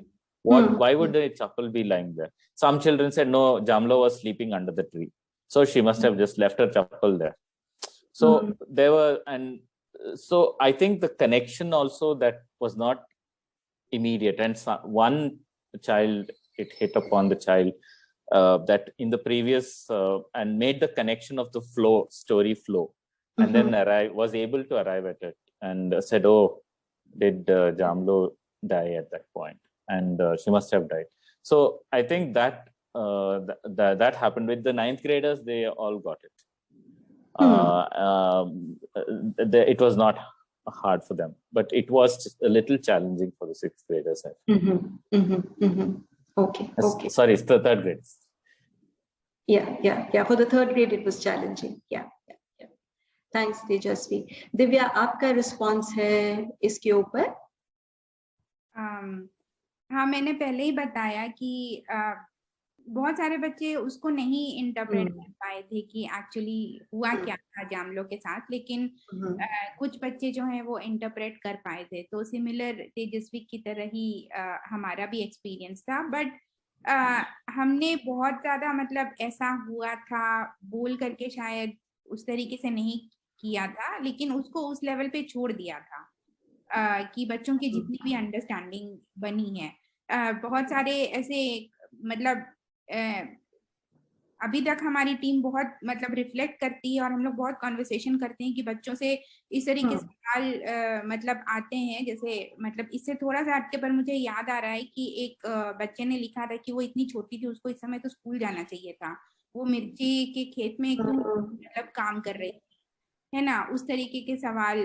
फिर एक बच्चे ने ये भी लिखा था कि वो जो लड्डू दे रहा था ना वो अच्छा इंसान था, हम लोगों को उस तरीके से बनना चाहिए। तो वो उस तरीके की चीजें भी आई थी। मतलब आपका जो प्रश्न है उससे थोड़ा सा हटके मुझे याद आ रहा था इसलिए मैंने बताया, बट वही था कि डिफिकल्टी हुई हमें काफी उस सिचुएशन को एक्चुअली बताने के लिए कि जामलो अपने घर नहीं पहुंच पाई थी। Thank you, Divya. Samina, do you have a response to this as an author? Yes. I wanted to actually share. तो मुझे लगता है जब मैं अपना काम करती हूँ और जब मैं पढ़ाती हूँ also मैं बच्चों को फिल्म बनाना सिखाती हूँ ना, तो ये हम क्या कहना चाहते हैं इस पे हमें बहुत ध्यान देना पड़ता है कि हम उसको कह पा रहे हैं कि नहीं, किस तरह से हम उसे प्रेजेंट करें ताकि वो बात कम्युनिकेट कर पाए। कुछ चीजें होती हैं उसमें मुझे एक 2 टर्म्स में थोड़ा सा फर्क लगता है। एक है टर्म मैसेज और दूसरा है मीनिंग। तो मुझे लगता है कि जब हम मैसेज कम्युनिकेट करना चाहते हैं ना, तो that is actually slightly more structured, एक थोड़ा सा मुझे लगता है उसमें फ्लैटनेस आती है, क्योंकि वो एक बहुत डायरेक्ट है, बात बहुत क्लियर है और डायरेक्ट है। लेकिन मीनिंग जो है ना वो ज्यादा इंटरप्रिटेटिव है। उसमें हो सकता है कि मेरे लिए एक मीनिंग है और आपके लिए कुछ और मीनिंग है, और वो हमें मल्टीपल मीनिंग्स निकालने के लिए इनकरेज करता हो, वो एक पीस ऑफ आर्ट। तो मेरे लिए दोनों चीजों की मतलब उनकी अपनी जगह है। I think it depends on what it is that we are creating and what it is that we wish to do. मेरे लिए in most of my work, I think the weightage is more on meaning. I want it to be open-ended. I want it to be कि कोई एकदम मेरी तरह से समझ ले, लेकिन हो सकता है कि कोई थोड़ा सा हटके समझ ले, कोई नई बात समझ ले जो मैंने नहीं देखी हो। So I feel that last page for me is that एक तो मतलब बहुत डायरेक्टली जिस तरह से दिव्या और तेजस्वी बोल रहे हैं, एंड ऑल ऑफ यू, आपने ये बात करी है कि ये डायरेक्टली कहना कि वो मर गई थी, दैट शी डाइड, सबको झिझक हो रही थी. तो एज अ राइटर मुझे भी झिझक हो रही थी. I did not want to put that in something which I knew that maybe children are going to read, you know. So but I wanted to keep that idea that she didn't make it home. I wanted to keep that idea there without having to say it in this very direct and flat way. And that is why I think that picture works. And हो सकता है कि किसी को पहली reading में नहीं समझ में आएगा. I think it's fine. कुछ जो भी समझ में आया वो ले गए, फिर वापस आए, फिर पढ़ा, जैसे दिव्या ने खुद बताया अपनी कहानी में. This is what happens to adults, no? Sometimes we go to watch a film and अगले सुबह जब हम उठते हैं, there's a light bulb and we say, oh, that's why that scene cut to that scene. बाद में वो कुछ एक connection आता है. So I feel we have to take for meaning. Meaning is deeper and it works in a more layered way, and it may take time, and we have to, it has to just something that it has to be that we take away and we hold on to it. So yeah, I feel, I mean, it's been so, I cannot tell you how overwhelming it is for me to listen to all of this and see, you know, the different ways in which all of you have used the book. Such mein. But thank you so much, Samina. ये जो आपने meaning और message के फर्क की जो आपने बात की, ये बहुत अहम है इस बात को समझना. और आपने जब डायडैक्टिक होने की बात की थी तो कहीं पर शायद वो मैसेज के साथ में वो एसोसिएट हो जाता है कि जब हम पहले से तय कर लेते हैं कि हम यही कन्वे करेंगे, हम रीडर को वो एजेंसी नहीं देंगे कि वो अपने मीनिंग्स खुद उसमें बना सके. क्योंकि मैं सिर्फ एक एक्सपीरियंस शेयर करना चाहती हूँ, that I am seeing and framing that experience. फिर आप उस एक्सपीरियंस को लेके अपना कुछ जोड़ लेंगे. Yeah. So Samina, there's a question for you. ये प्रश्न है कि पशु पक्षियों के लिए कोई लॉकडाउन नहीं है, ये बात कहानी में लाने की जरूरत क्यों महसूस हुई, जबकि मुझे लगता है इससे फोकस शिफ्ट हो जाता है. तो मुझे लगता है कि हमारा फोकस पशु पक्षी और नेचर पे जितना होना चाहिए वो है नहीं. तो इसी वजह से मुझे लगता है, एंड जब लॉकडाउन हुआ था, the book begins with this, no, it says it is day 7 of the lockdown and everyone says the skies are blue again, because we have taken the blue out of the skies. And I think that it is important that we see that human beings are not the center, that it is actually a whole, no, and we are all connected. तो मुझे इस वजह से, you know, that is why the bird and the tree are important for me. And I feel that also children respond also to nature, you know, that the connection with nature, which as we grow up, we forget that and we lose it. But आप किसी बच्चे को देखेंगे, वो हमेशा, मतलब कोई बच्चा डरेगा कुत्ते से तो बिल्ली से नहीं डरेगा या चिड़िया से नहीं डरेगा, लेकिन वो खेलेंगे बच्चों के साथ, वो कुछ एक connection बनाएंगे. That there's a kind of the language is different of that connection, no? Also playing with the earth, the way children play with the earth, no? These are things that actually are pointing to the fact that we are not the center and we are all connected, but usko hum bhoolte jate hain na, as we grow, we forget that. And as a civilization and as we have grown as human society, we have forgotten that more and more. And that is why the skies were not blue before the lockdown. And now again, I guess we are back to polluting them. So that's why मुझे लगता है कि ये जरूरी है ये focus. Thank you Samina. तो अभी हमने 2 प्रश्न लिए हैं और कुछ प्रश्न जो हमारे पास आए हैं, मैं ऐसा समझ रही हूँ कि कुछ रिस्पॉन्सेज उनके ऑलरेडी अभी बातचीत में आ चुके हैं.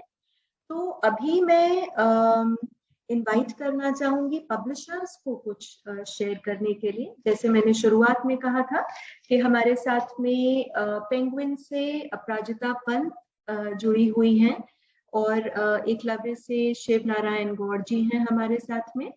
नव कर्नाटका से रमेश उदुपा जी हैं और ज्योत्सना प्रकाशन से विकास परांजपे जी हैं। तो मैं अपराजिता को इनवाइट करना चाहूंगी, अगर उनके कोई रिस्पॉन्सेज हैं जो आज बातचीत हुई और जो ये किताब को पब्लिश करने का जो पूरा एक प्रोसेस रहा, और बाद में फिर ये ट्रांसलेशंस की जो ये सब आगे एफर्ट्स हुए।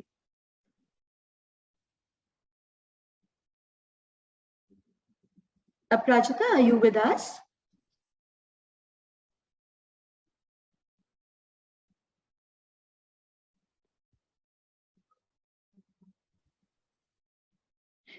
ठीक है, जब तक अपराजिता रिस्पॉन्ड करती हैं, हो सकता है ये कहीं पे क्योंकि म्यूट किया हुआ है तो हो सकता है उसमें थोड़ा वक्त लग रहा हो। रेवा, क्या हम नव कर्नाटका से रमेश जी के रिस्पॉन्स कमेंट ले सकते हैं? जी Sonika. Thank you. Sonika, I think Ramesh has also left. We can have Shivnarayan here. Okay, and I see Vikas Paranjapay ji as well. He can also respond. Yes, both of them can respond. Yeah, both of you are welcome to please respond. तो thank you Sonika और बाकी सब साथी। असल में तो बहुत ऐसे रिस्पॉन्स करने जैसा बात इसमें नहीं है, पर मुझको बहुत ही खुशी हुई कि एक किताब का इस्तेमाल, क्योंकि हमें बिल्कुल नहीं मालूम था कि इस किताब का इतना इस्तेमाल हो रहा है ना। कभी मतलब पराग टीम से बात होती है, लेकिन उसके बावजूद भी इस सब के बारे में हमें जानकारी नहीं मिल पाई थी। तो अभी जब हमने सुना साथियों को, तो एक तो बहुत खुशी हुई कि, बल्कि मैं अभी दिव्या को मैंने अलग से लिखा भी था कि इस तरह के जो अनुभव हैं इनको दर्ज किया जाना चाहिए, क्योंकि हम यहाँ बैठे हैं, मेरे ख्याल से 50-55 लोग हैं जिनके बीच में जो चर्चा हो रही है, पर शायद ये अनुभवों को और फैलना चाहिए। तो मैं उनसे कह रहा था और बाकी सब साथियों से कह रहा हूँ कि वो अनुभवों को अपने दर्ज करें। कोई आर्टिकल के रूप में हो सकते हैं, संदर्भ के लिए ऑफर खुला है, हमारी मैगजीन है, शिक्षकों के लिए हम निकालते हैं। मेरे ख्याल से यदि साथी उसमें लिखें तो बहुत ही महत्वपूर्ण होगा कि हम इसको एक तरह से एक किताब की इस यात्रा को, और बहुत समय नहीं हुआ मेरे ख्याल से, अभी 2021 में आके एक साल के अंदर इतना ज्यादा इस पे चर्चा होना और इतना काम होना, खासतौर पे लोगों ने किया। और ये तो वो है जो हमें दिख रहा है ना। जैसे हमारे कुछ दो साथी आपके यहाँ बैठे हुए हैं, उनको शायद समय नहीं मिल पाया, पर वो लोग भी फील्ड में काम कर रहे हैं। पार्वती हैं, हेमलता हैं, और अभी मैं एक उनका देख रहा था कि किसी बच्चे ने उस किताब को लिख के जामलो के बारे में लिखा ना। तो जब जो चर्चा हुई तो पहले हमको लग रहा था कि उसको यहाँ हम पोस्ट कर दें, फिर हमको लगा कि नहीं, इसको ऐसा करते हैं कि इसका कोई अलग से पोस्ट बना के, और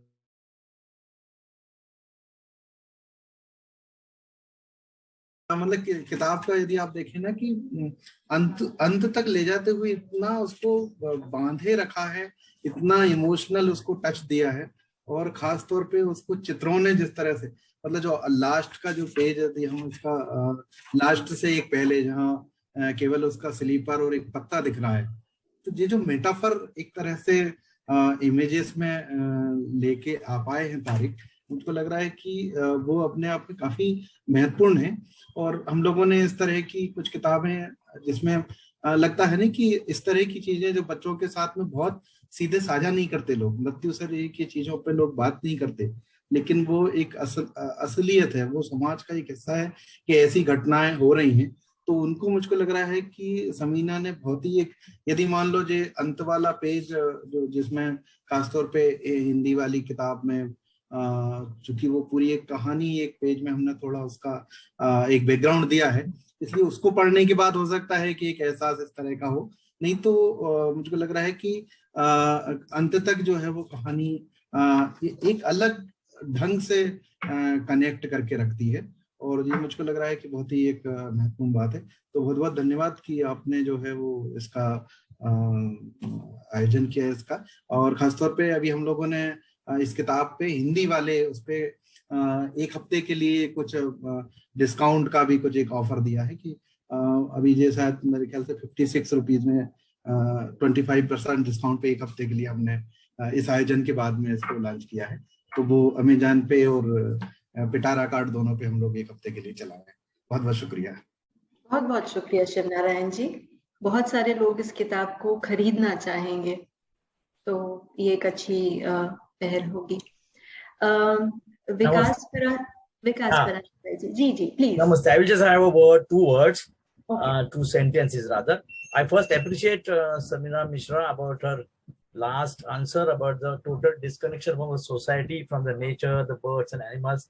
So that is a very, I really appreciate that approach. All the other aspects have been discussed, but I will suggest that what I observed today in this discourse, that there are a number of NGOs and groups and those persons working in an area of the section of the society Jamlo belongs.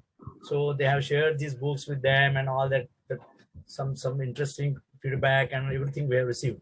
But I will suggest in future, in all over nation, the book should be also shared. The efforts must be taken where unfortunately NGO may not be reaching, but there must be efforts that the message should go to the section of the society from Amir has gone.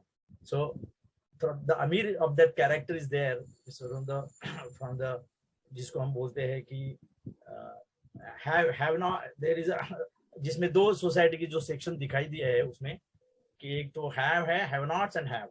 So ये जो other section है उसमें भी ये किताब की sharing होनी चाहिए, उनको भी मैसेज जाना है, ज्यादातर वो जरूरी है. But what has happened is practically the NGOs are working in the section of the society Jamlo belongs. और ये जो कॉन्वेंट में पढ़ता है बच्चा और ये जो अप मार्केट, ये जो जिसको हम कहते हैं हायर मिडिल क्लास है, जो उसमें दिखाया है बच्चा और उसके family. So efforts must be taken that books should reach to these convents and these upper market schools and whatever what you can say. So that is my suggestion, because the whole intention of the book is, I think the message should go that to complete society, not to the only that section. So absolutely. I really appreciate Samina Mishra, and thanks Penguin and Aparajita that given a chance to translate this wonderful book in Marathi, and I also appreciate the illustrator. Thank you. Thank you so much, Vikas ji. Absolutely, we completely agree with you that the book is for all sections of the society, not meant for any specific section. तेजस्वी ने जिस group के साथ किताब का इस्तेमाल किया वो mixed social group था, सोशो इकोनॉमिक ग्रुप था, और हरिप्रिया भी एक अर्बन एरिया में ही काम कर रही हैं, तो वहां से हमको कुछ तो हमें अनुभव मिले हैं बातचीत में. पर हाँ, डेफिनेटली ये हमें सभी सोशल ग्रुप्स में सभी तरह के बच्चों तक ये किताब जरूर पहुंचनी चाहिए.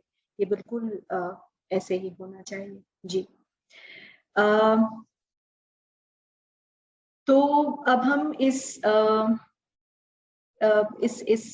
बातचीत के आखिरी हिस्से पे आ गए हैं, और अगर हमारे पैनलिस्ट को कुछ और जोड़ना है, कोई कमेंट है, तो हम ले सकते हैं, नहीं तो हम इस सेशन को अब यहाँ पर कंक्लूड करते हैं. I'd just like to say, I think there might be more questions in the chat, and if I've not been able to answer, तो मैं माफी चाहूंगी उसके लिए, वक्त के कमी होने की वजह से. पर मैं बस सबको ये कहना चाह रही थी, मतलब बहुत दिली शुक्रिया अदा मैं करना चाहती हूँ, बिकॉज ये एक किताब पर इतना काम मैंने कभी नहीं देखा. तो इसमें पराग का भी हाथ है, इतना बड़ा हाथ है, और आप सब मतलब जयशेखर, कृतिका, हरिप्रिया, मिथुन, आप सब की बातें सुन के मुझे मैं उसका अंदाजा भी आपको नहीं बता सकती हूँ कि मुझे क्या फीलिंग हो रही है. कि एक ये मतलब मैंने तो बस उसे ऐसे लिख दी थी एक कहानी, और फिर वो कहाँ, in fact that is a wonderful thing, and when we create something and then it has a life of its own. So it's actually not my book anymore, it is everybody's book, and it is just so wonderful to see how you all have made it your book, So thank you so very much, Thejaswi, Divya, and all of you who have shared it in these so many myriad ways. I do agree that I think जिस scale पे जैसे NGOs के network से one is able to reach that section of children.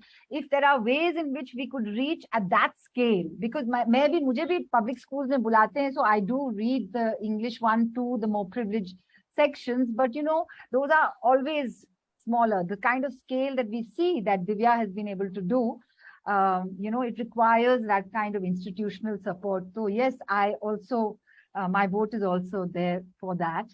And a very, very special thank you to somebody who's actually not here, is Sujata Norona, who was actually instrumental also from, in the process when I was writing the book. She was also very important because she was one of the people I was talking to, because it was very, I needed to talk to people while I was writing this and during the production of the book also. So a very, very special thank you to her. And also she has been instrumental in actually kickstarting this. Agar bookworm ne wo nahi, in that beautiful package, wo nahi shuru kiya hota, so I don't know ye hota ke nahi. So really, it also points us to this, how one individual effort actually makes such a big difference. So yeah, Sujata, wherever you are, I hope you will get this message. Thank you. Thanks, Samina.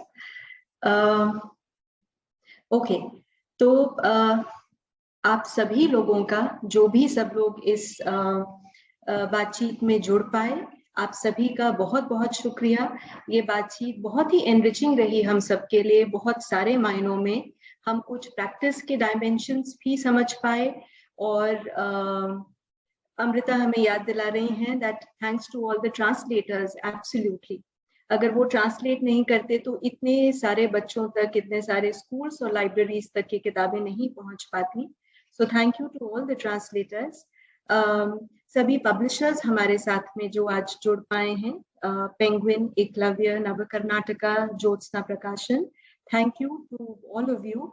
और हमारी जो audience यहाँ पर जो जुड़ी है, जो libraries में काम करते हैं और उन्होंने इस चर्चा में भाग लिया, अपने प्रश्न हमारे साथ में साझा किए, आप सभी का बहुत बहुत शुक्रिया। मैं आप सबको ये बताना चाहती हूँ कि ये किताबें जो हैं हिंदी, अंग्रेजी, मराठी और कन्नड़ा में आप सभी के लिए स्पेशल ऑफर है इन किताबों के ऊपर। आप खरीदना चाहें तो इन्हें, और आपके पास इस डिस्कशन के बाद में मेल पहुंचेगा, तो आप ये तय कर सकते हैं कि अगर आप इन किताबों को अपनी लाइब्रेरी में लेके आना चाहते हैं।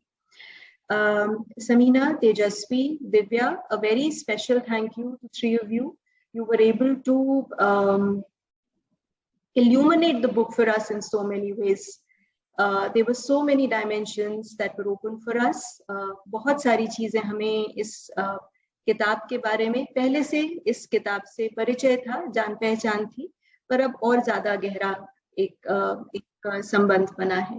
तो बहुत बहुत शुक्रिया।